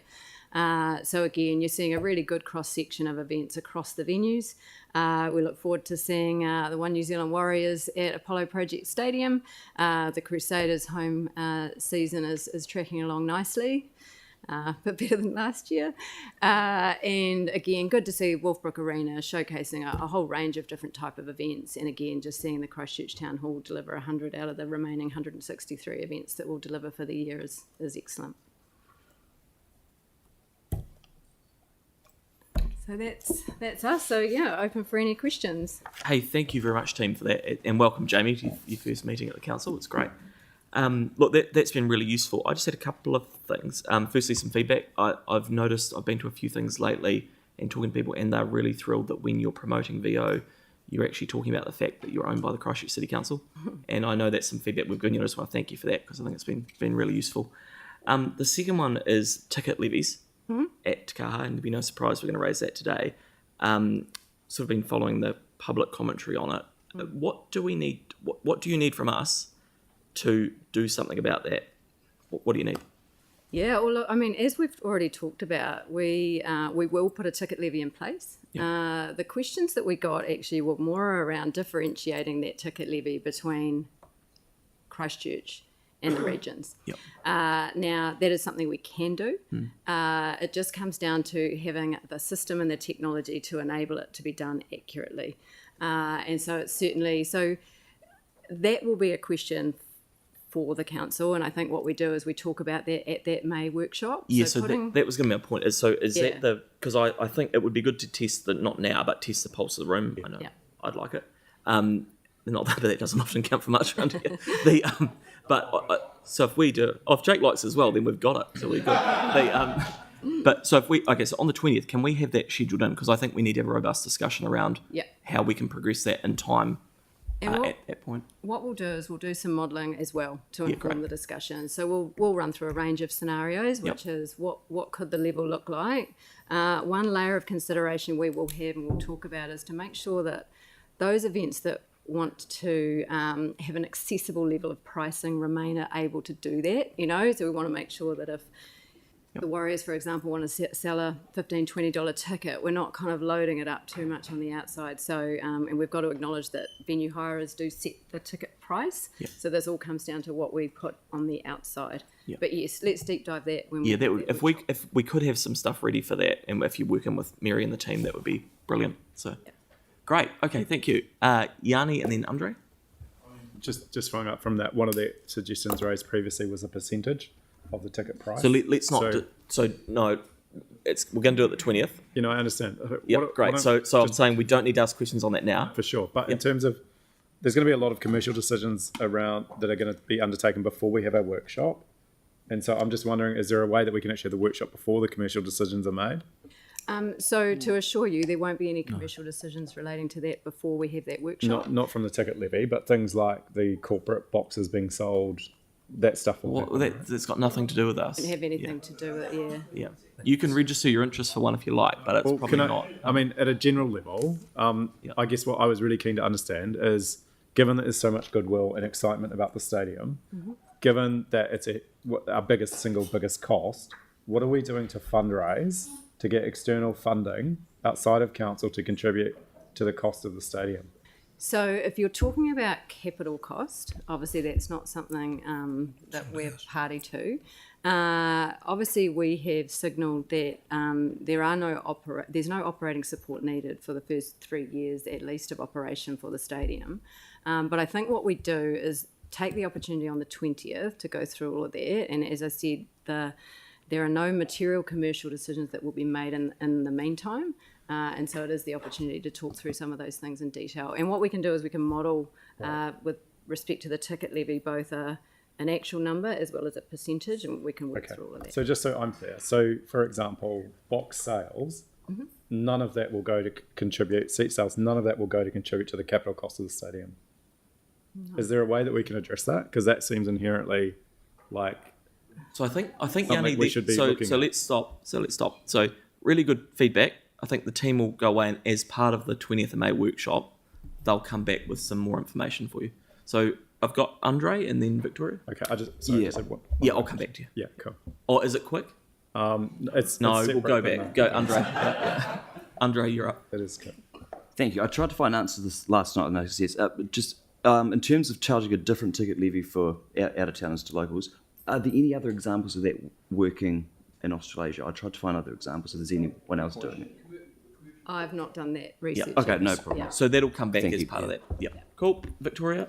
And it can't be on the ticket levy, please. No, it's not on the ticket levy. Thank you. I'm interested in the event attraction and the launch events. I'm just keen to understand how that piece of work is coming together. Who's holding the pen on that? Who's doing the negotiations? What does the pipeline look like? Who's involved in that? And when do we start hearing about that?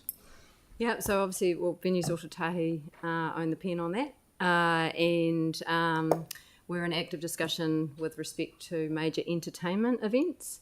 The one thing I would say about major entertainment events is that April is just outside the normal touring window for major artists, with the 20th of April 2026 being the official date of opening or practical completion. That does just put us a click outside. So those conversations are active. When it comes to sport, obviously we own those relationships with the likes of the All Blacks, for example. So they've released the schedule for bidding for next year and the year after. So when we're designing that series of events, obviously that's a Venues Ōtautahi-led initiative.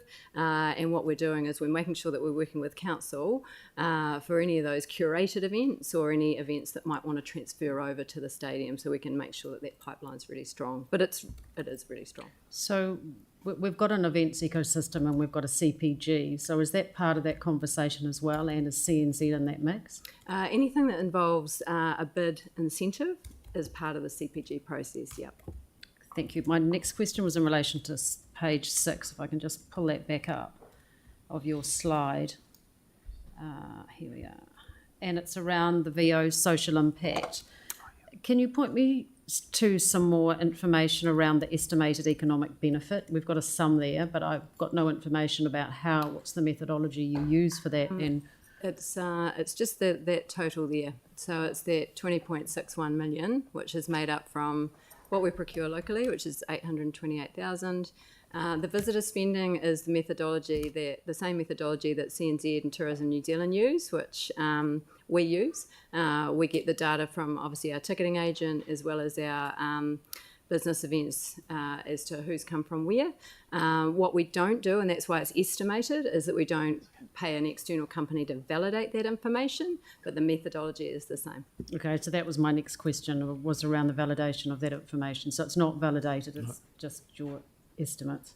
Well, it's the estimate based on the same methodology that Christchurch NZ and Tourism New Zealand use. The major events are validated, so anything that involves a bid incentive fund is validated through Christchurch NZ. But obviously, it's not affordable for us to validate every single piece of event data because it's quite an expensive process. Great. So that's been moved by Phil and seconded by Mel. And I've got one final short question from Yanni. Oh, yeah, there was two very quick questions. One is just wondering what's happening with the balance of precinct for the stadium that we own. Is anyone doing any work around what the potential opportunities are? Yes, well, so we've started some initial discussions around what that could look like. Obviously, that's a discussion between us and council, but we're yet to have that formal discussion. We've got some planning in place around what it could look like and the principles that would underpin it, but we haven't actually had the conversation formally around what. Will that be part of our workshop, maybe? Yeah, we can make that part of the workshop. And then just the final question from me was just in regards to your operational performance, where you contribute direct economic benefit to the region through local procurement, and you talk about 80% of food procured from Canterbury, on track with 79%. Also, I note in the beverages you exclude Hagley Oval and the stadium in your presentation, and I'm just wondering what you're forecasting out with the stadium coming online around that local procurement, particularly around food and beverage. Is there a way that we can just have some sense of what that forecast looks like? Yeah, so the difference with One New Zealand Stadium at Te Kaha versus Hagley Oval and Apollo projects is that the agreements that we inherited means that the venue hirers get to choose the porridge. So Crusaders will choose their porridge partner at Apollo Project Stadium, and New Zealand Cricket will bring in their porridge partners, and both of those are outside of our control. With One New Zealand Stadium at Te Kaha, that's different. So we do have the porridge rights, and that's why we've worked in partnership with the likes of Crusaders and Canterbury Rugby, but we've led that procurement, which will mean that we can control the beverage procurement location, which we've done. Okay, great. Hey, well, thank you all very much for coming in, and that's been really useful. I have a mover in the mayor, seconder in Mel. So all in favour? Against? That's carried. Great. Thank you very much. So it's 11:10. Thank you very much. If we come back, thanks, Gil. Cheers. If we come back at 11:25, does that work for everyone? 15-minute break. Cool.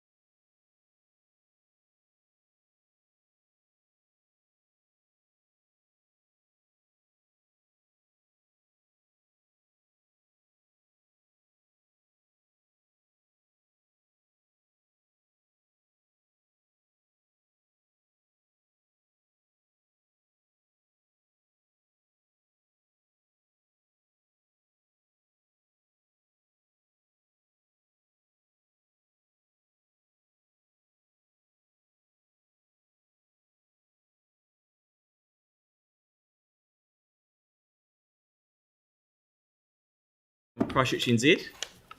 We'll hand over to you. Thank you. Lauren. Thank you. Kia ora te whānau. I'm Lauren Quainton, so I'm the Chair of Christchurch NZ. I'm glad to be here today as we update you on our half-year results. If you know, I'm a few months into my role as Chair, and when I'm asked what Christchurch NZ does, I tell people that we are primarily in the business of attraction. We are focused on attracting people, events, businesses and investment into Ōtautahi Christchurch to grow a sustainable economy that benefits all of our ratepayers. You only need to read the headlines that describe Christchurch as the new capital of cool to know that we have a once-in-a-generation opportunity to capitalise on the current demand for our city. We no longer have to tell people why they should move here. We need to show them how they can participate in this economy by attracting and growing businesses and creating long-lasting jobs in future-focused industries. Christchurch NZ will continue to be flexible in our approach as the needs of the city and of those of you as our shareholder evolve and change in response to the opportunities in front of us, as well as market conditions.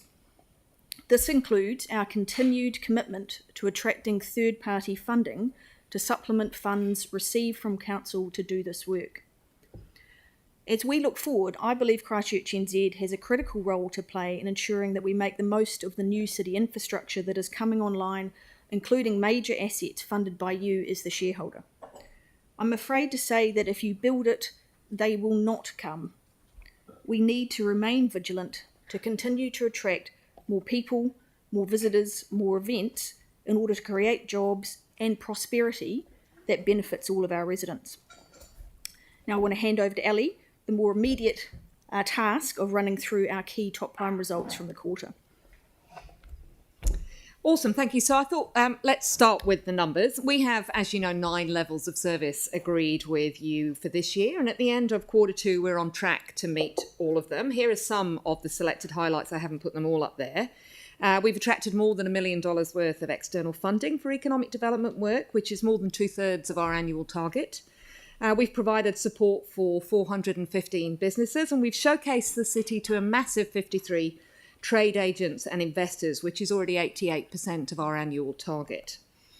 Now, if you then look at our KPIs, we have 5 KPIs, of which we've already met 3 by the end of quarter 2. We delivered 680 long-lasting jobs, which exceeded our stretch KPI by a massive 460, and I'll talk a little bit about that later. We exceeded our GDP target of 40 million by almost double, and most notably, by halfway through the financial year, we've already exceeded our investment into the city target by a factor of almost 8. So, and on that metric alone, that's delivering you as council a return on investment of $17.36 for every dollar of council funding.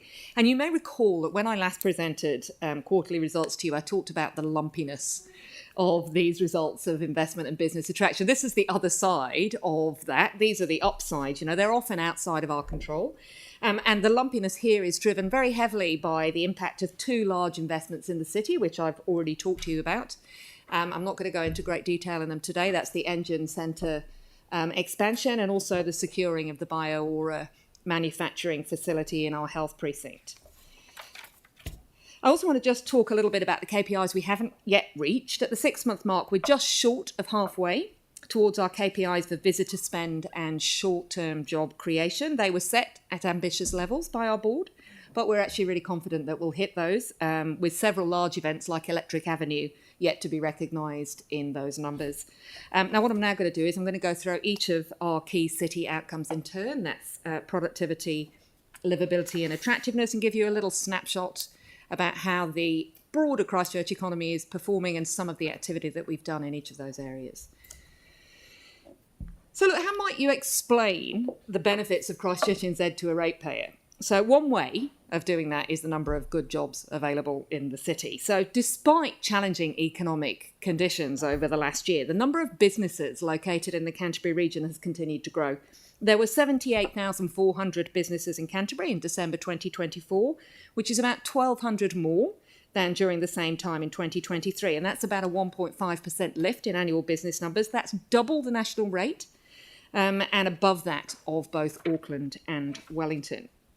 Now, obviously, the Expanded Engine Centre and Bioaura wins that I mentioned earlier will both bring really great productive jobs to the city, but I wanted to highlight the work we do in Screen Canterbury today, because growing a productive screen economy for Christchurch is something you've asked us to deliver, not just to attract films to be shot here, but actually to grow the industry that does all the post-production and then the associated work around it. Now, you allocated around $100,000 for the Screen Canterbury Production Incentive Grant this year, and we've been able to supplement that by securing third-party additional funds of $130,000 and also reallocating a previous grant of $200,000 where filming had stalled. That meant that we could run a larger process this year in Q2, and 4 productions have been offered over $400,000 in total funding to film in the region. That investment is expected to deliver over $5 million worth of economic activity, and it's a great example where we've been able to amplify your core funding to really increase our impact. This quarter, we also created a new showreel featuring Canterbury productions and locations using content from previous grant recipients. It's a really nice way of promoting the region to producers, and it's short. I will show it to you now if it works, maybe. Who knows? I'm not. Do you know what? I think what we'll do in the interest of time is we'll just send it to you afterwards anyway. So I did just want to add one more thing on screen before I move on, though, which is we've managed to get Christchurch and Canterbury added to Netflix global database, global location database. That's a massive win in Q2. It means that Netflix and all their location scouts worldwide will have direct access to Screen Canterbury's location database and image library.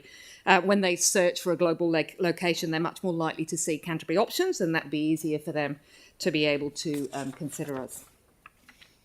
Moving on now to livability. Ratepayers continue to see Christchurch as a really attractive place to call home. And that's proven from the insights from the Quality of Life project, which compiled results across 8 cities across New Zealand in Q2. 77% of Christchurch residents agreed their city was a great place to live in 2024, and that was the highest of any surveyed city in the country. And just like the productivity insight, above that of both Auckland at 72% and Wellington at 70%. And residents are also feeling really optimistic about the progress of the city. 30% of Christchurch respondents report that the city is better than it was a year ago. We're tracking in the right direction. That's well above the national average of 18. And the main drivers of that positive change were feelings that the CBD is coming back to life. We know how important that is. Improved variety in recreational facilities and having lots of things to do. And improvements to the look of the local area. The positivity also aligns really well with what we're seeing in terms of sentiment from the business community. So Business Canterbury's November survey indicated that about 84% of Canterbury businesses think the local economy is moving in the right direction. Now, what I want to talk to about in terms of what we've been doing in this space is a little bit about street art. And as a reminder, we all know street art took off in the city post-earthquake quite organically. There was lots of exposed walls, and the city quickly became famous for the rejuvenation and creativity expressed by our local artists. In fact, in 2017, Lonely Planet named Christchurch as a global street art capital alongside average cities like New York, London and Berlin. And since then, this dedicated community of artists, developers and advocates has really emerged to build on this legacy. As Mike Pekaski, who many of you know, says, street art is another thing that will really encourage people to get on a plane and come and experience and fall in love with our city. It's a really great example of the community, the business community, council and Christchurch NZ working together to secure a lasting legacy for the city. And it was a real joy to attend the opening of the Flare Festival earlier this month with quite a few of the councillors who are in the room and hear the organisers thank each part of the ecosystem that has helped to make this happen. It's a really great way that we can put our city's best foot forward.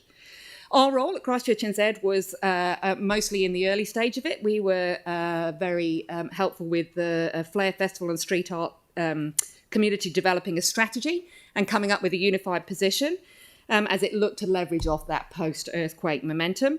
And our early intervention was around that strategic approach, but as we've moved on, we've got a little bit more involved in terms of support delivery around the festivals. In Q2, the little street art festival was underway. There was installations around the central city. And the highlight of Flare, of course, which whilst that happened in Q3, it was all the planning went away in Q2. The highlight of that, of course, was the New Zealand's tallest mural, which many of you will have seen on the side of the Distinction Christchurch Hotel. As a side note, it took 350 cans of spray paint and almost 300 litres of paint, which we managed to help them secure for free. Talking a little bit on to attractiveness now. We've just got year-end arrivals data for Christchurch Airport. Note that in the written report that you have, we only had figures to the end of September. This is the updated data. And international visitor arrivals at Christchurch Airport increased by 23% in 2024 compared to 2023. And it puts arrivals at about 80% of pre-COVID levels. So we're getting back to where we were. Recovery was back-weighted towards the end of the year. And in December, we recorded the highest number of monthly arrivals in the post-pandemic period. That was about 66,000 people. It's also worth noting that Christchurch's market share of international visitor spending has grown since before COVID. So we were 8.4% in 2024 compared to just 8% in 2019. And spending from international visitors has been crucial for our economy here. It has really helped to soften the impact of reduced domestic demand during a cost of living crisis. And it's injected around $325 million into our retail sector during 2024. We work really closely with the airport on attracting visitors to our city. And in the second quarter, I just wanted to mention that we had a spring visitation campaign, which generated 500,000 engagements, and our media and PR efforts generated a massive 325 stories with a reach of 325 million people. That's just one guy that does our PR, so it's not we're trying to find new ways of doing our marketing spend in a really cost-effective way. Now, last quarter I talked about cruise and the fact that increasing value of cruise is really important for our city. I thought it just would be worth touching briefly on some of the operational aspects of cruise, just to sort of as the season starts to get towards the end. So our role in cruise is not to attract cruise ships and their passengers to the city. It's to ensure that those visitors who do come here have a fantastic experience that makes them want to return and spend longer, while at the same time ensuring that the social licence for cruise to operate is preserved amongst residents. It's a very fine balance. So that means making sure that port towns like Littleton are not stretched beyond their capacity and that any community concerns are really swiftly addressed. Much of the activity at the beginning of this particular cruise season in Q2 was around preserving that social licence, such as monitoring the transportation situation on the ground in Littleton, meeting with the Littleton Harbour Business Association and the Central City Business Association to monitor any of those community or business concerns, and just liaising between the ground transportation operators and the council. We also ran a pre-season training for our glorious local champions, who you'll see in their pink vests around town, including incident de-escalation training in case there was any repeat of protests against cruise, which has actually, thankfully, would not happen too badly. So this season has actually gone really smoothly. No news is good news here. No significant issues have been reported. There have been no complaints from Littleton residents. There have been a few challenges around ground transport on Cashel Street, and we're working with the council's transport team on that. And at the end of the second quarter, Littleton had welcomed 23 ships, which is about 47,000 passengers, and Akaroa had had 5 ships, which was around 2,000 passengers. Our champions continue to play a really vital role in welcoming visitors to Christchurch. The programme has around 43 volunteers at the moment, and it's been expanded beyond cruise ship days to support other periods of high visitor activity in the city. And we're looking at seeing how we can utilise that great group of humans to help mobilise the city when the stadium opens. So, just to conclude, I'll talk about our financial position. We plan to invest around $8.5 million in the first half of the year, and we are largely on track with a small 2% underspend. That's largely related to timing. Timing is one of those things that's a moving feast for us. 14% of our income in the first half of the year is from third-party funding, which is well ahead of target, and our other targets are on track to be achieved. We're continuing to focus on increasing that third-party funding and reducing costs so that we can invest in greater outcomes. That's it from me. I'm going to leave it there, and hopefully there'll be time for a couple of questions. Thank you for that. Did I miss a slide? Did we talk about events? Not today. I haven't talked about events today. I can, if you would like to know about events. We decided to talk about cruise as our attractiveness. Oh, okay. No, that's okay. Celeste. Yep. Thank you for the excellent presentation, and it's good to see a summary of some of the many things you're working on. There was one specific project I wondered if you could just expand on a bit, because we've got the site blessing this week for I think it's the third stage of the Te Pakamaru housing development, which Christchurch NZ led. And also, could you just touch on the fact that it's providing affordable housing in an area where we know there's a huge amount of need, particularly for rental? Yeah, look, it's a real moment in time. You know, urban development projects are long, they take a lot of time, and it's nice when you get these moments and you see the impact on real people. Yes, it's stage 3 of the Te Pakamaru development in New Brighton, blessing on Thursday, and yes, it's a range of affordable build, own to rent, rent to own, even options as well. So yeah, no, look, I'm really excited to see that happen. We're very proud of the work that we've been able to do in New Brighton. Yeah, it's a positive story. Sorry, Minister Shane Reddy from the Ministry of Pacific Peoples is attending the event. I believe he is hoping to. Yeah. It's always difficult to know with ministers; their schedules change, Right, but fingers crossed. thank you. Yeah. Phil and then Andre. Thanks, Ellie. I had Cruise New Zealand in my office a couple of weeks ago, and they were just saying, I know some people don't like cruise boats, but I particularly do. They're saying that next year is going to be 10% less just because of the way the world's going. It's a wee bit far down the bottom of the world to come out. But one of the things that they did point out this year, 7,500 people went to Akaroa. Next year's 840. And Timaru have had an increase of 7,000 people for next year. And because one of the things is it's some of the barriers that ECAN are putting up for the amount of the boats that are coming in. They want them smaller, they want them to park closer towards the heads.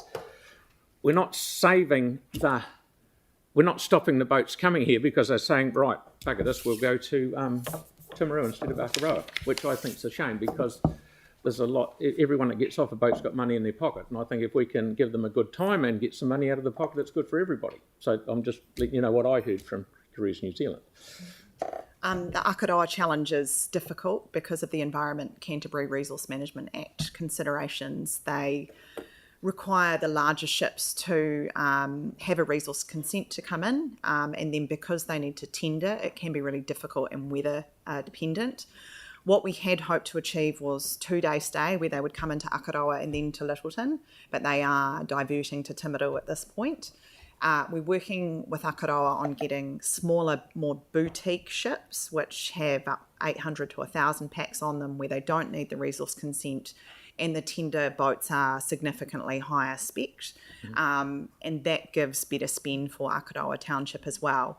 We have been liaising with the Akaroa community team around how we can offset some of the impact of reduced cruise by attracting more domestic visitors and more US and Australian visitors and helping them develop product. Their spend is actually a little bit up, even though they're getting a lot less cruise passengers. It's just a bit of a long game, and yeah, I'm really pleased you met with Cruise New Zealand. Thank you for that. No, it's just that they came and talked to me, so I just thought I'd let you know. Thank you for another excellent report. You showed us some research a number of months ago around Christchurch not being perceived as a nighttime destination, and I'm keen to understand a bit more about that because right now we're about to go through a LAP process, Central City Noise process. We've got a new stadium coming online. We've got Australia's biggest music festival. Now seems like a really critical time to understand that research better and know what needs to be done to change that perception. So I'm like, is this something we should be workshopping or? Look, it's a really interesting question. I wouldn't actually overthink that piece of research. What that piece of research was when we were looking at what made Christchurch special so that we could develop our brand positioning and city narrative. We looked at the areas where Christchurch was overperforming and the areas where it might be less so. We're not Ibiza, for those of you know. It's like we're not. That's what that means. Yeah. Is we're not going to attract the clubbing holiday thing. We are much more of a family destination. That doesn't mean that the nighttime economy is not important to Christchurch, because it absolutely is. So we all see in the things that I've just talked about how important it is that the central city is humming, and we all know that there's nothing greater than on an Electric Avenue day or a day when there's been a test match at Hagley Oval and you walk into town with floods of people and the whole place is absolutely heaving. You all feel like you're part of something big as a resident. So it's very important that we have a nighttime economy. So, but all that report was saying was it was trying to identify the upweights and the downweights of where Christchurch was strong. I guess question is now seems like the time to start trying to attract those visitors, because you've got, like, when people are coming to the biggest festival, they're liking what they see. Yeah.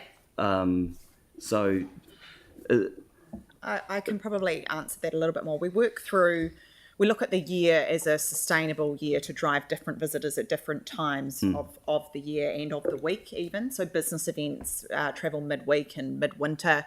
They keep the nighttime economy going when typical international visitors aren't there. Yep. We're working really hard in the Indian market at the moment because they tend to travel in sort of March, April and May. So it manages to broaden out our visitor spend across the year so that our nighttime economy is more sustainable. Things can stay open midweek, midwinter, and they can make a year-round business of it. As we see that visitor spend increase and the kind of sustainable year-round economy grow, the nighttime economy will grow with it. And when we're looking at events, we very much try and look at a balanced portfolio of demographics, sport, in-venue, Christchurch Adventure Park, wherever it might be, because we want to be able to offer something for different groups. So, and it's fantastic that we've got Electric Avenue and other events starting to fill what was a gap. I think it's great. And we are looking at what 2026 needs to look like across the year in terms of stimulating spend off the back of the opening of the stadium and also Parakiore in December 2025, so that we can work with the private sector to ensure that they are open at night time and can capitalise on that nighttime economy. Nice one. Thank you very much.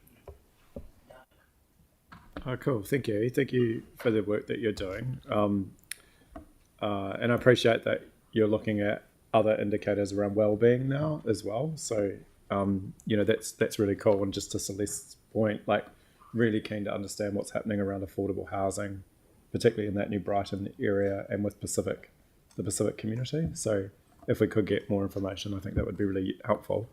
I was just specifically had two questions around the report today, which one was around the film activity. How is that budget tracking? If we had more funding available, could we do more?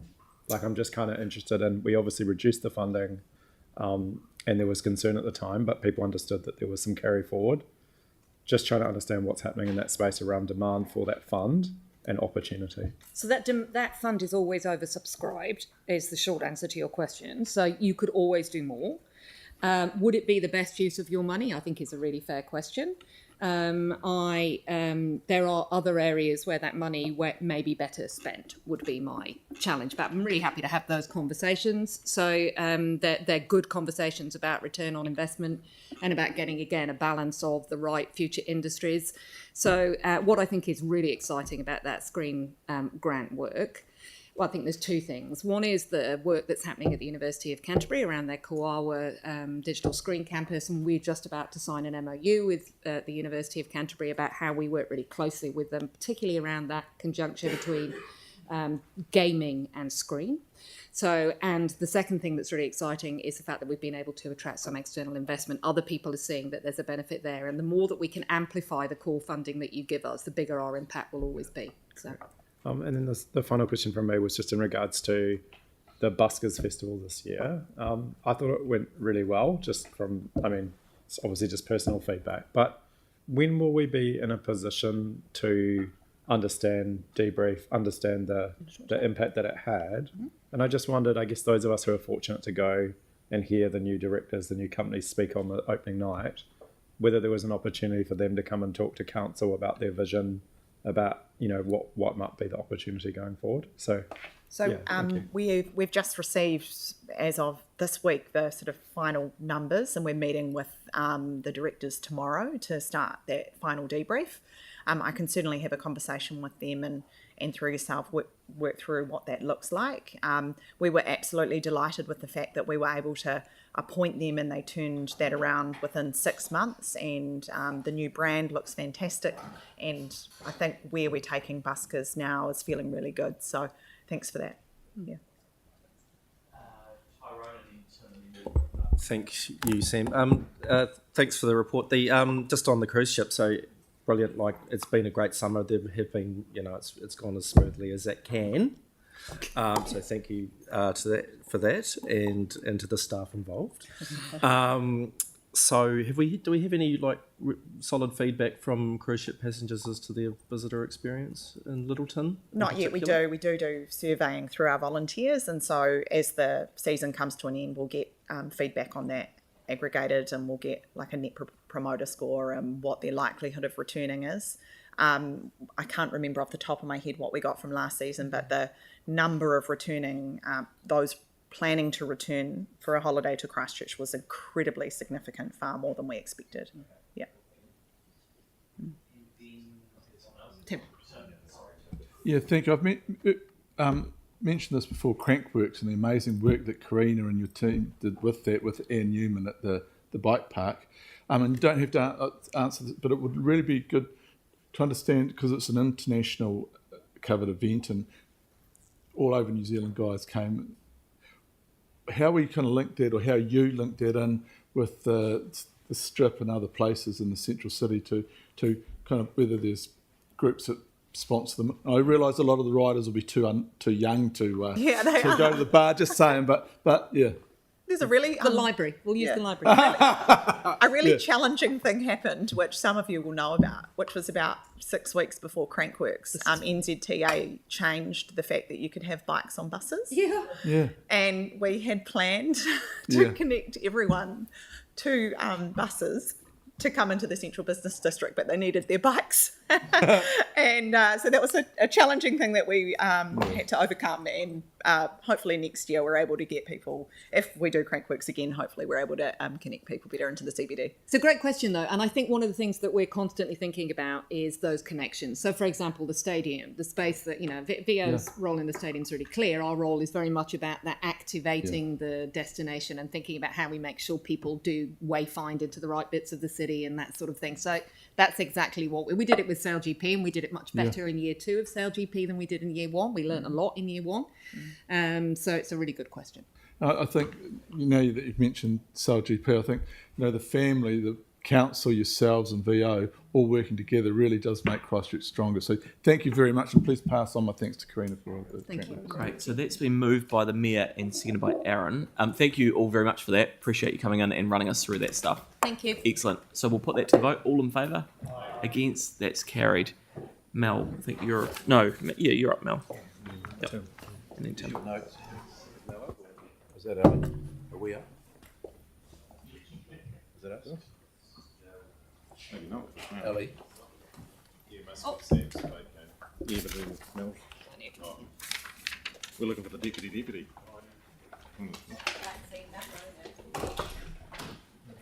Right. Sorry, we're on we're item 13, which is the CCOs. It's not actually CCHL. Yeah. It's the CCO. Yeah. So we're doing the item 13 before the CCHL ones in chair. Yeah. Sorry. They're really keen. Can I leave? Yeah. Hi, Linda. Have you got anything you wanted to say to this report? No, the report is the half-year reports and the draft SOIs for the smaller CCOs. Yeah.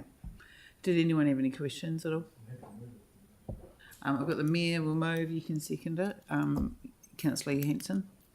This is my 6 monthly question around Civic Building Limited. Do we have any update with the discussions with Ngāi Tahu and the joint venture about the future of this building? No, I don't. It's not. It's something. Is Bruce here? No. So it's not to do with the JV that Civic Building is part of. Right. Separate from the ownership interest. Right. Okay. So we just basically received this report, and it's just status quo, business as usual for that company, basically. And if we wanted to chase up the other thing, what's the process that we do that? Well, I can ask Bruce Rendell to engage with you about that. Yeah. But we have no ability through this process to change the rent that we're paying? No. Okay. Cool. Through you, Madam Chair, what we can do, Councillor Johansson, is we can ask for Bruce Rendell to provide some advice and bring it back. Yeah, I mean, it's been going on for about at least 3 years, if not longer. Yeah. I think one of my colleagues has been quoted in the paper as saying it's the worst deal in the city or something to that effect. Yeah. You know, it would be really good just for us to get an understanding of what was happening in that space. We are intending on bringing back a view as part of the annual plan savings. Thanks, Coming Linda. back through the annual Did plan. anyone else have any questions? Right. So we've moved. So all those in favour say aye. Aye. Any against? It's carried. Thanks.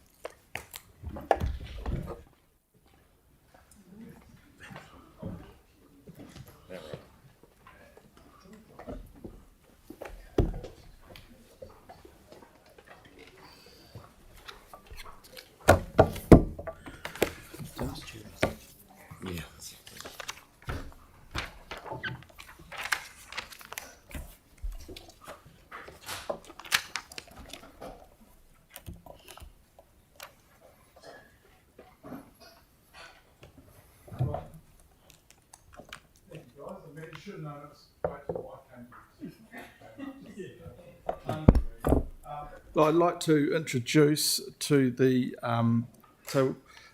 Paula Davies, the Financial Director of CCHL, Matthew Slater, the CE of CCHL, and Brian Pearson, the Chair of CCHL. Welcome, guys, and we are in your hands. Thank you. Good morning, everyone. CCHL, with the subsidiaries, has had a lot of face time with Council in recent days and weeks. So I'd like to suggest that we perhaps take this interim half-year report as read and move to questions. I would just highlight that the half-year results are showing a significant improvement on prior year, and that's as a result of the efforts of the subsidiary companies and the focus that they're putting on improved performance as per the directive that's come through from Council through the letters of expectation and CCHL to the subsidiaries in support of that. Matt may want to make a couple of comments, but other than that, I think we should move straight to questions. Yeah, look, happy to move straight to questions. I'm conscious I've spent a fair bit of time in these seats in recent days, so if that's okay. Absolutely, and just we are in public, so your questions will just have to be what can be discussed in public. So thank you. Any questions? Yanni. Yeah, thanks. Do we have any progress for LPC at looking at the levy for cruise ships around the environmental and social impact? Yeah, I'm conscious this was raised again yesterday, and it's something we're happy to pick up. I guess the focus, as per that emissions reduction workshop, is coming up with solutions to enable that whole entire sector to decarbonise, noting that we are a port that has only limited influence on the shipping lines in totality, including cruise ships for that matter. So, yeah, our focus is not on raising money. That in itself does not mitigate emissions. And we're also conscious of the discussion, particularly that the airport raised, that so that when we had an earthquake, you push down in one area, it just pops up in another. So that in itself, raising a levy does not mitigate emissions as seen by that other sector. So it's something we can pick up and come back to you formally on. I think if we specifically asked for work to happen on it, it's good to close that loop with a report that actually sets out what's being considered. Because I do assume that we have picked up costs either through Christchurch NZ or ECAM with buses. That I could be wrong, but there was some comments previously around us incurring some costs possibly. So the other thing in terms of the port is this issue with Ngāti Wheki. Is there any update you can give us around the mana whenua relations with the port? Well, the relationship with Ngāti Wheki is strong. The engagement there has been very, very positive of late. There are challenges with the Tangata group, and that was publicised in the press last week. And we've offered to engage on that front quite substantially.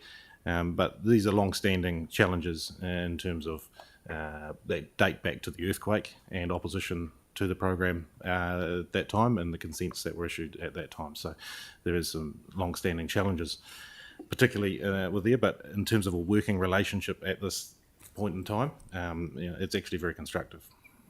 Okay, thank you. Thank you very much, Matt. Aaron? Just on the point that Yanni raised around the levy, have we asked for that as a council, or has it been asked as a question by council law at this table? Because there's a considerable difference. I can't answer that. I thought it was a resolution in either the statement of intent or the letter of expectation. To put or it might have been a climate. All questions through the chair. Thank you.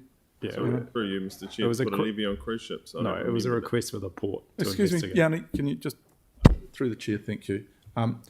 Could we get some information on that, some follow-up with regards to that? Thank you. Yep, thank you. It'd just be good to know. Yep, Thank yep. you, Chief. Done. So, any further questions? Yanni? Thanks. Just in regards to the government levy that they've put on, and councils around New Zealand are bidding for that funding towards projects, has there been any consideration at CCHL level around projects that might, I mean, obviously the port, the airport would be the obvious ones, around the levy that's coming in from central government, going back into our city and our region to help with some of the visitor attraction? I'm not aware of specific engagement on that front. There is discussion around potentially working with funding bodies on a regular basis, such as ECA and the likes, but I'm not sure of any specific targets or objectives in relation to that funding that you're referring to. Okay. But something we can pick up with our subsidiaries. Might be quite useful to get advice from particularly LPC and the airport around the impact of that new levy, and if there was opportunities for us to consider cases for applying for funding, given people are being charged when they come in. Yeah, we can ask that through CCHL. Cool. That's okay with you, Brian and Matt? Yep. Okay, thank you. Celeste. Hi. We had a really interesting presentation yesterday around sort of the carbon emissions and where we're on track. And obviously there was some really positive stories there. There was a couple of areas that there seems like there could be some opportunities that if we chose to explore those, we could make some real progress. One of the areas that came up yesterday was around capital investment to purchase low emission vehicles for city care. And they were talking about constraints, but we didn't get much information about in terms of, because I assume that there are some opportunities there that if the decision was to invest in those, that could be progressed. Yeah, it's a combination of cost and availability, and so it's not there's no easy solution to electrify, say, the entire city care fleet in very short order, but it's something that with every renewal they are looking at this as part of their business. But naturally, it's a relatively low margin contracting business at the end of the day, and so there's a requirement of those that are the customers to pay for the costs associated with this, where there is an incremental cost associated with doing so, noting that it usually comes with a much higher capital cost, but there is some offset in terms of the operational cost. So it's been considered as part of the standard fleet renewal process for city care, and they gave some examples of stuff they're trialling at the moment, and particularly I think it was a BYD electric ute sort of thing. Is it possible to get just a bit more information about that in terms of if there was an opportunity to speed up that process? Because I don't know what that means in terms of replacing as they degrade versus kind of being a bit more proactive as we've seen the airport has done. Yeah, absolutely. We can come up with some costings associated with what an accelerated or a transition cost associated with that city care fleet is. Noting we're thinking about this beyond just sort of the city care fleet. It's an issue that comes up at a number of the subsidiaries. Right. Thank you very much, Matt. Any further questions? Right, I'm happy to move this from the chair. Do I have a seconder? Thank you, the Mayor. All those in favour? All those against? Any abstentions? Carried. Thank you very much. Now I'm going to move from the chair, item 15, to exclude the public. The resolution to exclude the public is set out in pages 383 and 384, and with the exclusion and with Anne Irwin attending the meeting via Zoom, and obviously Brian Pearson staying for item 17, and that also Brian Pearson, Matthew Slater and Paula Davies stay for item 18. Do I have a seconder? Mayor again. All those in favour? All those against? Abstentions? That's carried, and we'll have just a couple of minutes.